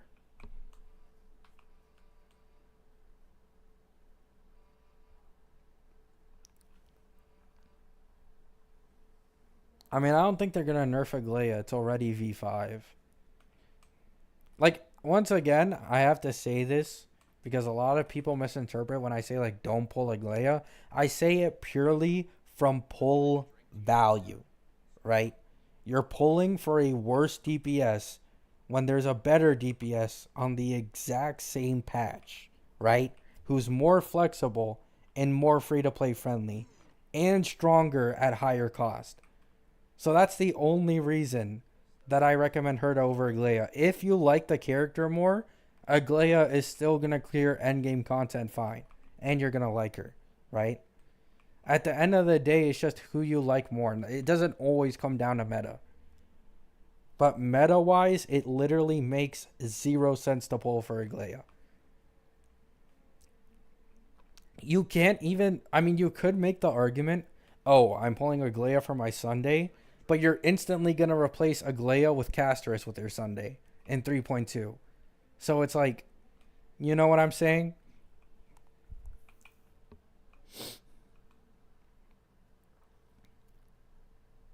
Triby doesn't have summon buff from leaks. I mean, that's not surprising.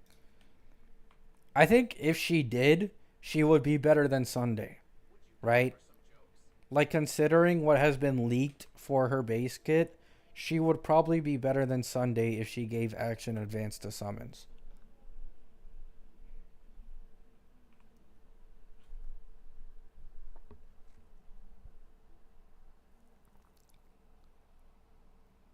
Leaks say, yeah, that's what leaks are saying, Candle.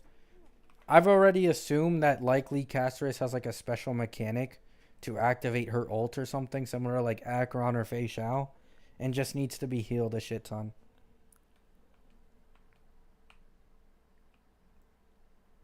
Robin gives action in advance for summons. Yeah, but I think the reason why Triby probably won't is because Triby, at least for the leaked kit, it specifically mentions that you have to attack like a certain amount of mobs on field, and that will give you action advance.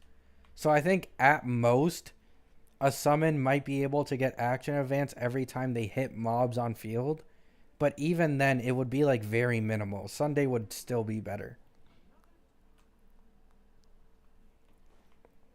Because you have to keep in mind, if Triby gave action advance to summons as well, you could probably just run a duo Remembrance DPS team with like Triby.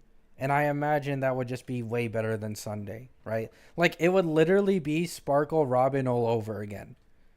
Like Sparkle came out, oh my god, meta DPS, blah blah blah blah. Then Robin comes out, and Robin's better in a lot of teams over Sparkle. Like, I don't think they want to repeat that again with Triby. That's probably why.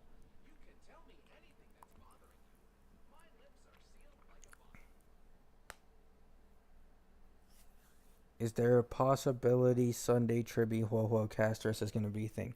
I don't think Huohuo will be a meta DPS for Casteress. Once again, I think she'll probably have, like, a specific, what's it called?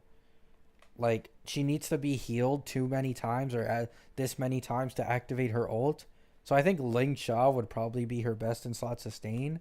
And that's probably why, in the first place, she's the #1 recommended abundance for Casteress. Like, that's the only reason I see the double sustain holding up. Like, in reality, there is zero reason for any leakers to say that the most optimal team for a DPS has double sustain in it, unless the character has a mechanic that requires you to be healed. There's just no other way. It doesn't even make sense. Like, we've never had that in the game before. I don't think anyone before has been like, yo, new meta DPS, stronger than everyone else in the game. Their optimal team is with 2 sustains. Like, that's never happened.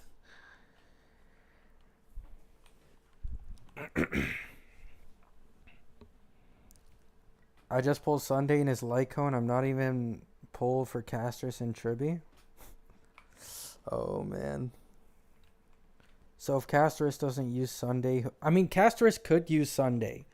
The other team option you guys have to think of is that they said the most optimal Casteress team is duo DPS, Casteress My Day with 2 sustains. So I'm assuming the second best option might just be a hyper carry Casteress, right? Like, you just replace My Day and you put Sunday in. Like, that's probably going to be her second best team option if I had to guess, right? If I had to guess.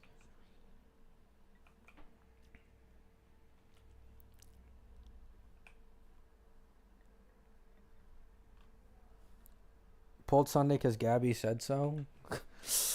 Appreciate it, man. I mean, Sunday is a very worth it pull, I think. Like, no matter what. Especially if you get his light cone. Skill point positive, strongest hyper carry support in the game. And he still has no summon DPS that can fully take advantage of him. Right? Like, it's not like Sparkle. Sparkle released. And she had Dill. Like, Dill was perfectly tailored for Sparkle. But Sunday still doesn't have a DPS tailored for him. And from what I've heard, right, he is very far, so you do have to take it with a grain of salt. But I did see, like, a leaker say that Phaenon's best in slot support is Sunday. So keep that in mind.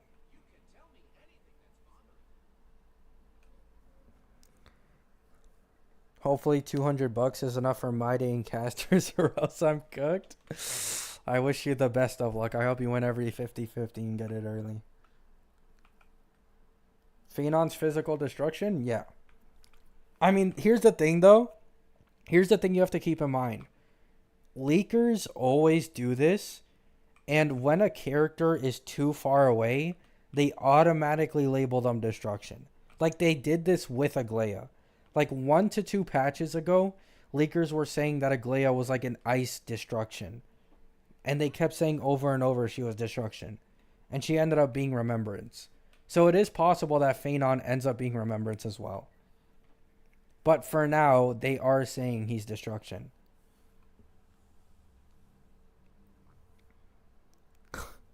Nice, Exodius.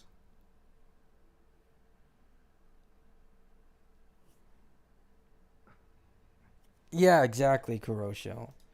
Like I'm pretty sure like the last 2 to 3 patches, the leakers kept calling Aglaia destruction over and over and over again. Like I thought she was gonna be an ice destruction, but there's no ice destruction in 3.0. There's ice erudition with Herda, and there's lightning remembrance with Aglaia.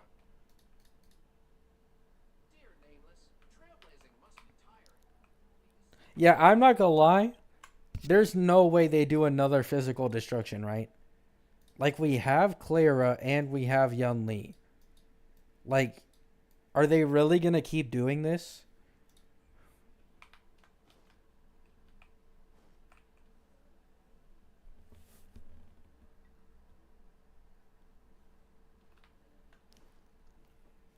Yeah, drip marketing is soon.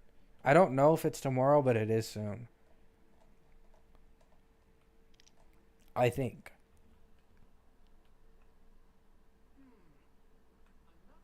Castros uses 2 sustains. According to the leakers, yes.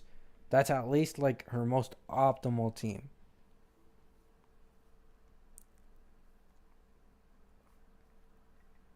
Yeah, Dioru.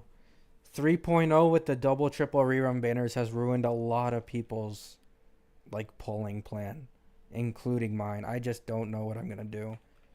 There's so many different options to go down. I'm just going to wait for Triby leaks and see how strong she is before polling anything. Someone said Sunday is a break support character. What the fuck? Who would say that? I mean, he is for Boot Hill, but that's it. Only for Boot Hill. Because he's a crit break. They said drip marketing will be Monday. Oh, I see.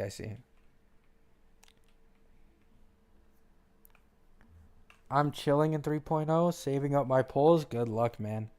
Good luck. Bro, you know what would be hilarious? If Triby actually ended up being Robin power creep and people pulled for Robin and her Eidolon like 1 patch earlier. Like, you know it's gonna happen.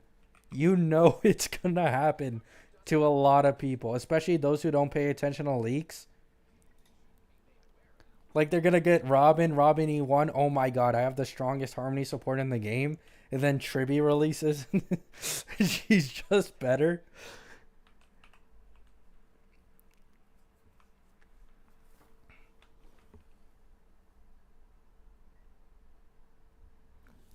To be honest, now that I have Sunday, I like him and I'm using Jignuan DPS. And now debating going for Herda, Aglaia, now Casterus. This is a hard decision. Yeah, it's really, really hard. At the end of the day, since all of them are 3.x DPSs, I'd just go with whoever you like more, honestly. I still think Aglaia and Herda will last a decent while until like the end of 3.x patches. But I will say for sure, Casterus seems to be the more future-proof meta character. And Herda is also, in my opinion, just 1 step above Aglaia.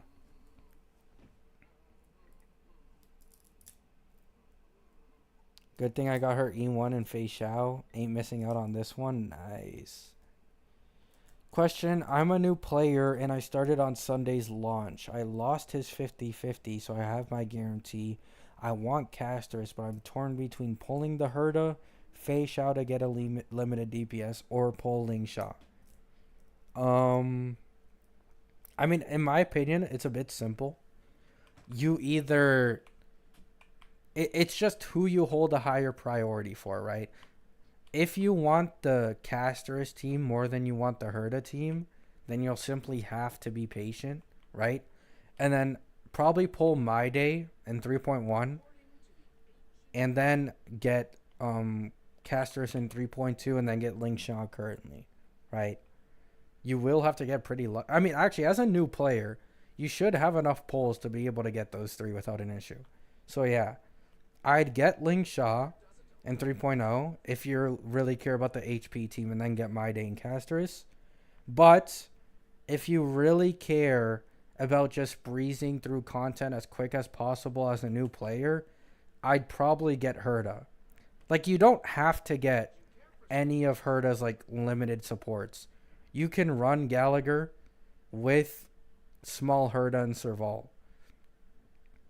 Or Remembrance MC, right? Because you're a new player, I'm sure you're not using Harmony MC.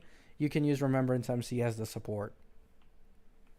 So you either go the HP route or the Herda route, right?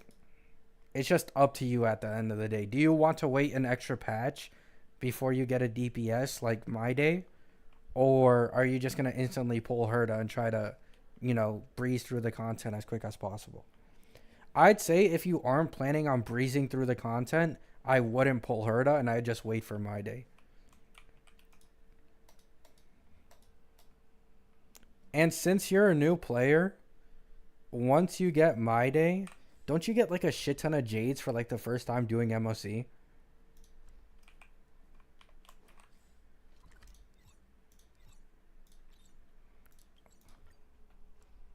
Okay, thanks. I don't mind waiting. I'll get Lingsha. Yeah, that's probably the best option. And then around Caster Assist patch, you'll have a lot more Jades from doing the endgame probably. Yeah, you receive a shit ton of Jades here. This is like 1,200. And this is, wow, that is way more than 1,200. So, I mean, geez, man.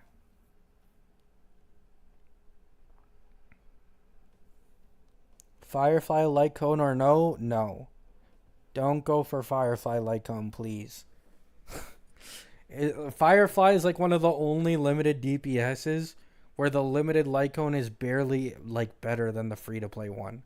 Just use On the Fall of an Eon. I think that's what it's called. Oh, you already have it? Oh, then why are you asking? Unless you're talking about On the Fall of an Eon. Yeah. With how many planets are out at this point in like story quest, as a new player, like you'll probably have months until Caster Assist patch, and you'll be able to get like a lot more pulls. The only disadvantage you have as a new player is that you cannot clear the end game for pulls. But I'm pretty sure like story quest and just progressing more is usually more important anyways. And you're able to do, as I just showed you, like you're able to get a shit ton of Jades from these two.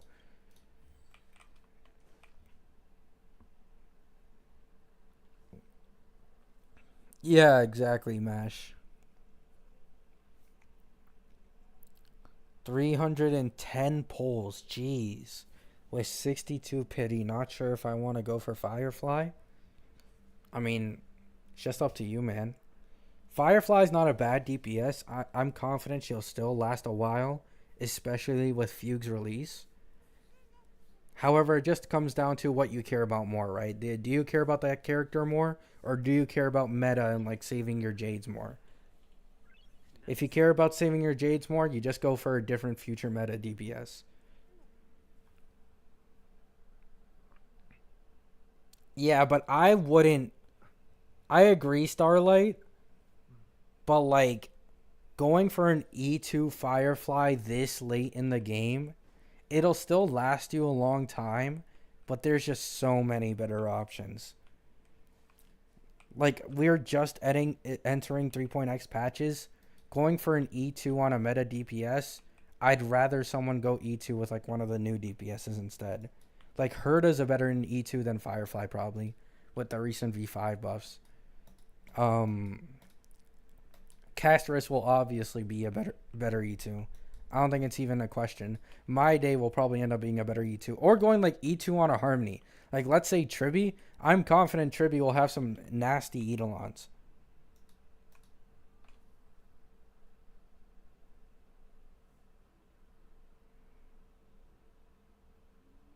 Best E0 S0 DPS? The Herda. Whenever she comes out. Like, once 3.0 hits, it will be the Herda. Without a doubt. I think Pridewind has been glazing Firefly for quite a long time now. At E0 S0 specifically. It's going to be Herda now. Herda's going to be the new glazed DPS at E0 S0.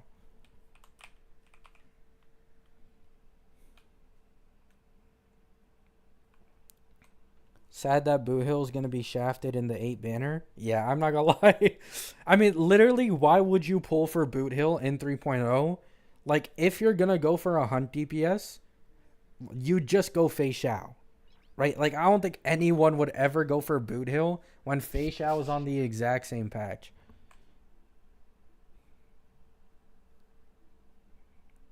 How's Herda's light cone? It's really good and incredibly strong. But I do think with the V5 changes that just came out for Herda, it's pretty contentious on whether the E1 or the light cone is better. I do think the E1 might be better, but it's very, very close. They're both very powerful.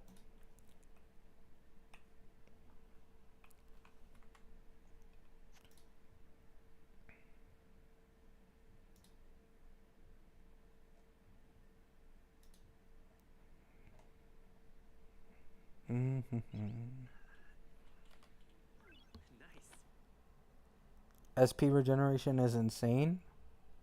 Oh, yeah. Boot Hill is unironically goated, but isn't better than Fei Xiao. Yeah, exactly.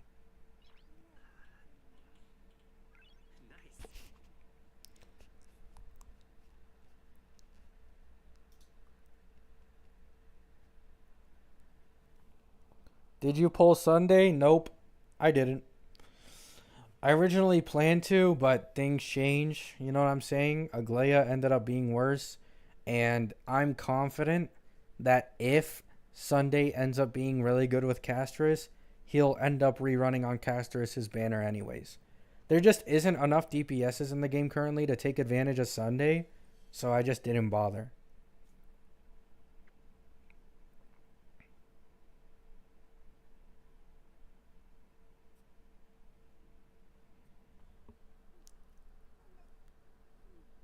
What does the E1 do?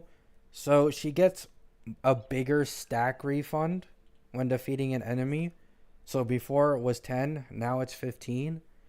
And I believe she can get like higher amount of stacks of interpretation, leading to like a larger damage multiplier. Is basically how I see it.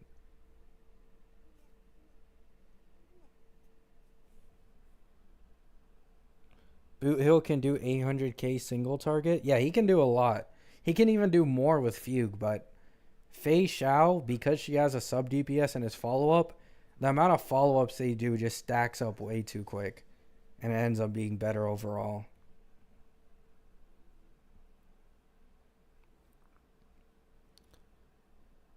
Is Herda a must pull if you already clear everything? No.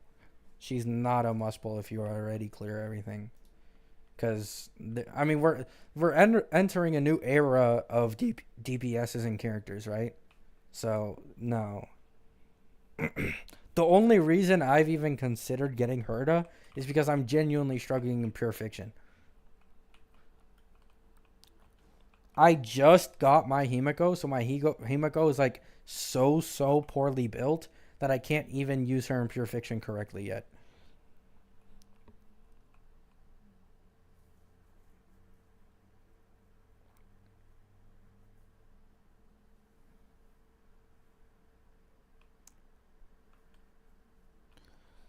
I got Fugue in my second account on my first 10 pulls. Should I go for Boot Hill for the funsies? Low key, yeah. Boot Hill Fugue combo is going to go crazy. Though, you are missing Bronyar Sunday. But still, Could be pretty strong with just Ruan Mei and Harmony MC alongside.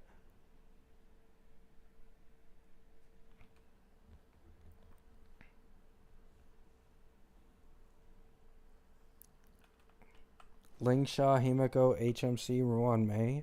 Yeah, they're pretty broken duo. I think Himiko is better paired with Fugue now, though. So you just replace HMC with Fugue.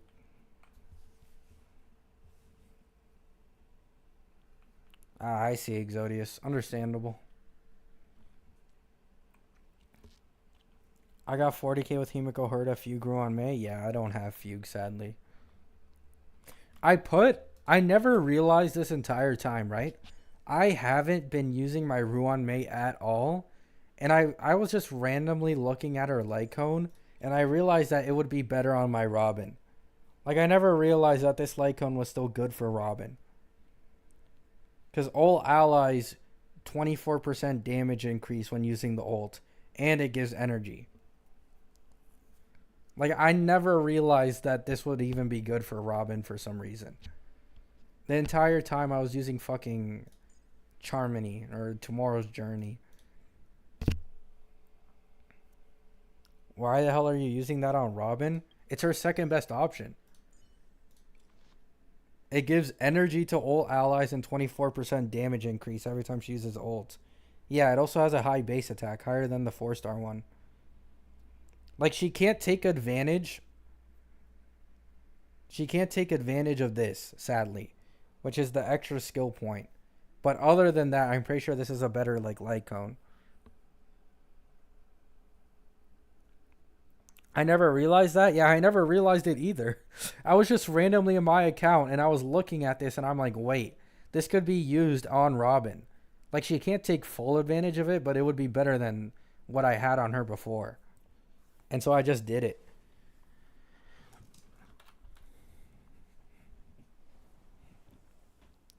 Does the damage boost stack with her ult? I'd assume so, yeah.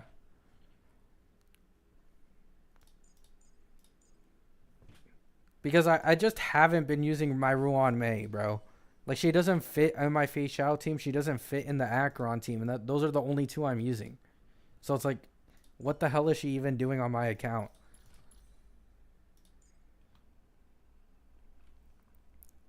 My test that now since I have Ruan Mei's LC, yeah. I also looked it up just in case to make sure I wasn't, like, tripping. And from what I've seen, like, almost everyone agrees. It's either, like, her third or second best option as a light cone.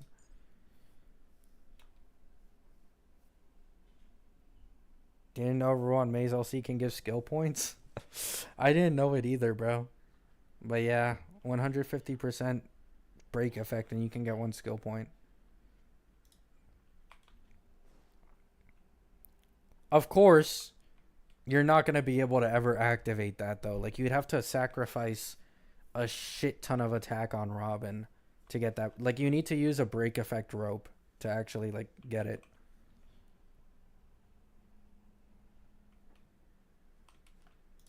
Wait, at least I think, right? Yeah. Like, even with the light cone, I have, like, no break effect on her.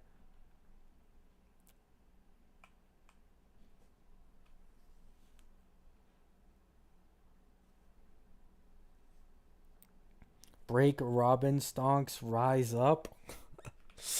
That would be insane if Robin was good in the break team as well. I mean, low-key, Robin would be like a good base for like a really broken break harmony, right? Because she gives a shit ton of attack bonus, which applies to like break characters. Just obviously need like super break in there. That's the only big issue. Maybe there's someone insane out there with 150 break effect. You could get it, but you need 3 to 4 rolls on break effect on every single piece. Like, without having to sacrifice like a rope, right? Because the attack rope is just too important.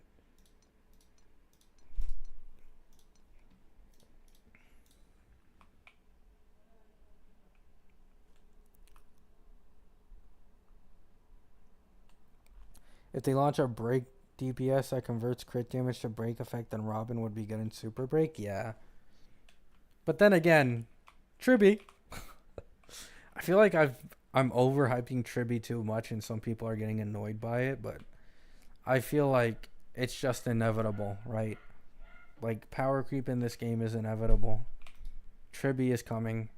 It is what it is. Not for every team, though. I have to say that again. I don't think Triby will power creep Robin in every team. Only teams that can hit like mobs on field over and over and over again consistently. What if Triby ends up like Sparkle, though? I don't think it's the same, though. Like, let's say even if she ends up like Sparkle, right? The difference is that she gives team buffs, unlike Sparkle, who was hyper carry, right? So even if we get another like future hyper carry support who's better than her, or team support that's better than her, she'll still have very, very good value.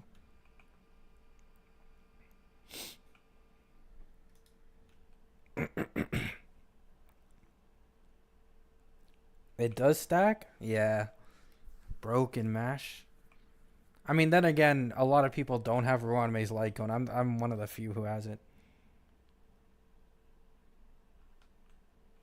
Castress is made to be dual DPS. I mean, a lot of saying her optimal team is with My Day. So maybe like a duo DPS team with My Day and Castress is like the best option, right?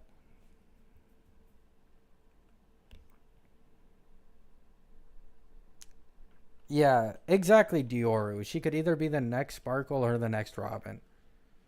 But more than likely, you have to get some pattern recognition, right? Like attain pattern recognition. The fact that they're rerunning Robin this quickly, like this is the fastest second rerun I think a character has ever gotten. And they're doing it right before Triby's patch, who is also a Harmony who gives team buffs, res pen, damage bonus, and action advance. Like, it sounds like literally just a new Robin. So it's not like completely baseless to say that there's a decent chance Triby ends up being better than Robin.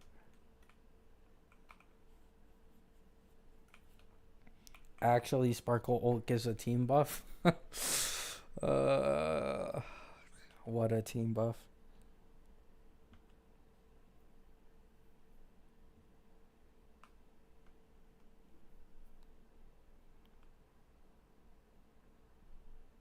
Oh yeah, that could be possible, Zem, but the only thing I feel like someone in chat earlier said it. I don't know if it's actually true.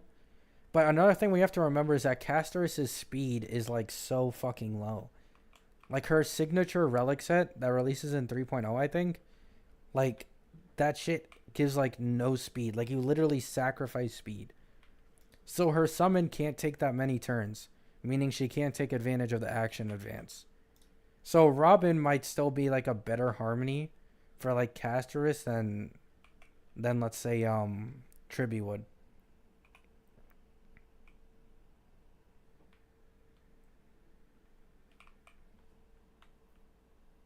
Did you see the Herda V5 buff? I did. Looking really strong. Maybe sustainless Herda team is way better. It is. Like, a lot of people don't know this, but like, sustainless Herda benefits a shit ton from being sustainless. Adding an extra erudition makes like a crazy difference in regenerating energy and getting stacks. She benefits a lot from running sustainless.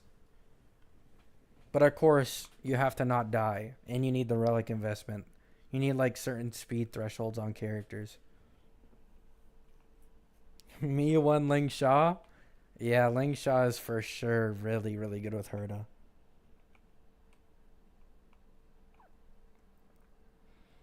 Can you run Jade, Big Herda, Serval, and Robin? Yeah, you can. You can do that. That's like one of the most prominent teams I've seen so far. Like, there's a lot of runs on YouTube with Herda, like full clearing shit with that team. I mean, they usually don't use Jade, right? But still very, very strong. Is My Day going to be worth it for Castris? I believe so. I do believe so. The leakers are saying best teammate with Castris. He was given an A+ rating, which is the exact same as the Herda. I don't think he's going to be bad. Like, it is possible that he even ends up being better than Aglaia. And that's without his optimal team. I don't know why, but Sunday is such a high chance to get power creep because he has a single target buffer. I mean, yeah. That's the only problem with hyper carries these days, is that we know they can very easily get replaced. Like, after seeing what happened to Sparkle with Sunday's release, it's just, you know. But it won't be a while, right? Like, Sparkle released in 2.0 and Sunday released in 2.7. That's 7 patches. That's a long time. So I don't think you should really be worrying about power creep like this early.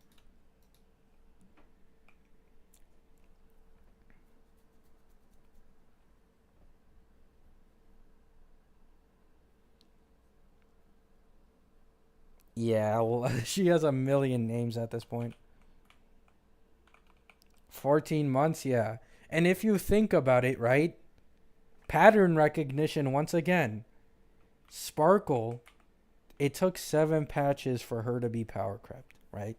Stay with me here. Robin, released in 2.2. And Triby is releasing in 3.1. Which is also 7 patches apart. Hear me out. Hear me out. Pattern recognition. 7 patches apart might be the way to tell when a harmony gets replaced. All I'm saying. All I'm saying. Good observation. Yep. Exactly. 7 patches is the lifespan of every limited harmony. We know it now. Except for Ruan Mei, because she's for break teams.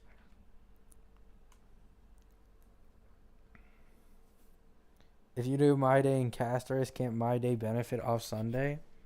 Probably. But I think Casters would benefit a lot more from Sunday. Since she's like a nuke summoner, I think. I don't even know if My Day's going to have a summon. Like, I think he's Destruction, not a Remembrance, so... It'd probably be better to just use Sunday on the Casters, since she has such low speed. W Detective? Yeah, exactly.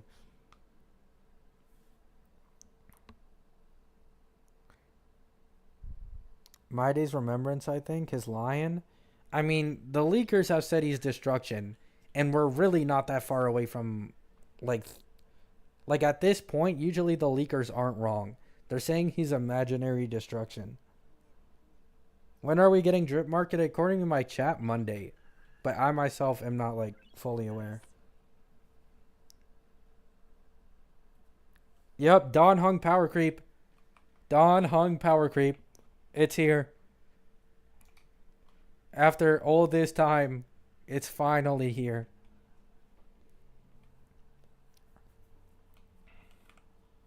I still find it hilarious, right?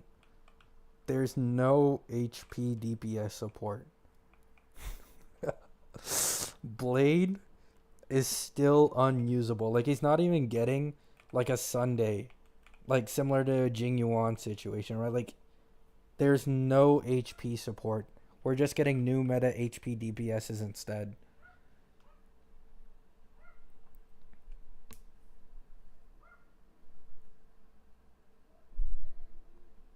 Me crying with E2 Dill. Hey, it is what it is.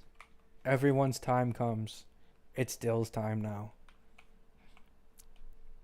Drip marketing might be tomorrow or Sunday if there is no 4-star. I see.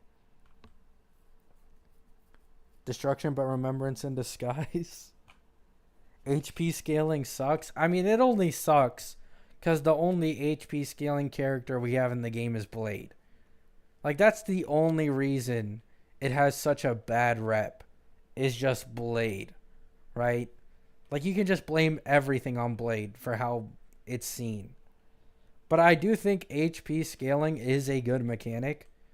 It just needed to be done better than Blade. Isn't my... Yeah. I'm not sure about HP draining, but the leakers for sure said My Day was also an HP scaling character. So yeah, he should be HP scaling as well.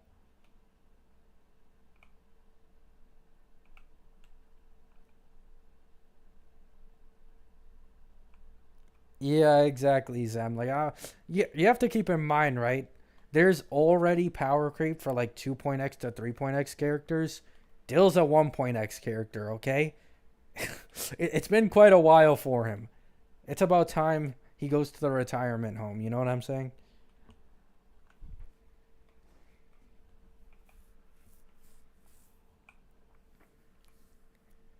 Who knows? Maybe My Day has like the exact same E2 as Dill, just to rub salt in the wound. Like a better version. Topaz is still surviving, Gabby? Yeah, but I only say Topaz because she's in like her niche, right? Like, Topaz is basically like similar to Jade. Like, I don't think they'll be replaced for a while. They're both like sub DPS supports for a certain archetype.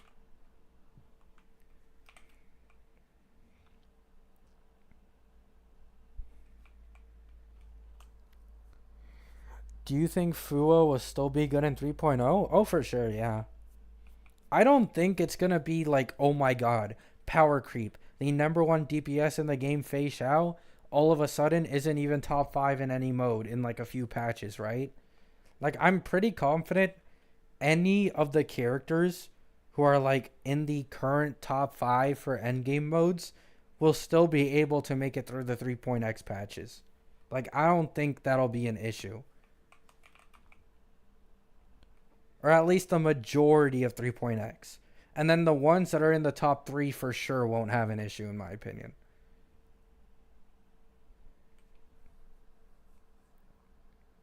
Yeah, I don't. You won't have to worry, Mash. I don't think you'll have to worry. Like, Fei Xiao is currently the top 1 damage dealer.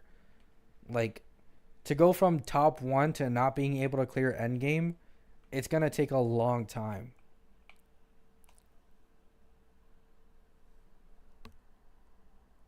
Yeah, exactly, Sugar. Like, I've seen Fei Xiao zero cycle the Legion boss at E0S0. Obviously, some of the supports aren't E0S0, but that doesn't really matter.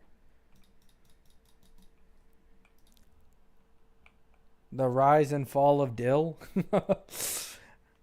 That actually would work. That video would work because of Sparkle. Like, a lot back then, it was really contentious, Jingliu versus Dill. Then you see the rise of Dill with Sparkle, and then you get hit with Acheron the next patch.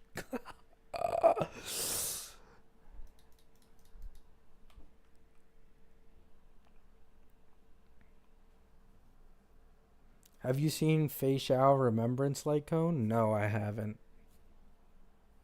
Is there gonna be a new healer? I think so. Yeah.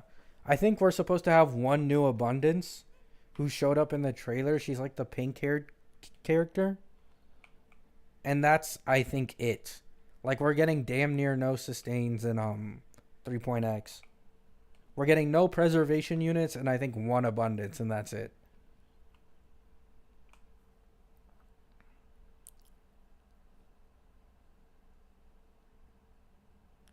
Alright, guys. I'm hungry. I'm going to go eat. I appreciate all of you coming here. I love you all. Thanks for stopping by. I was mostly just running around here for half the stream because there was nothing else for me to do. I hope all of you have a great day. Hope you all have a great night. Peace.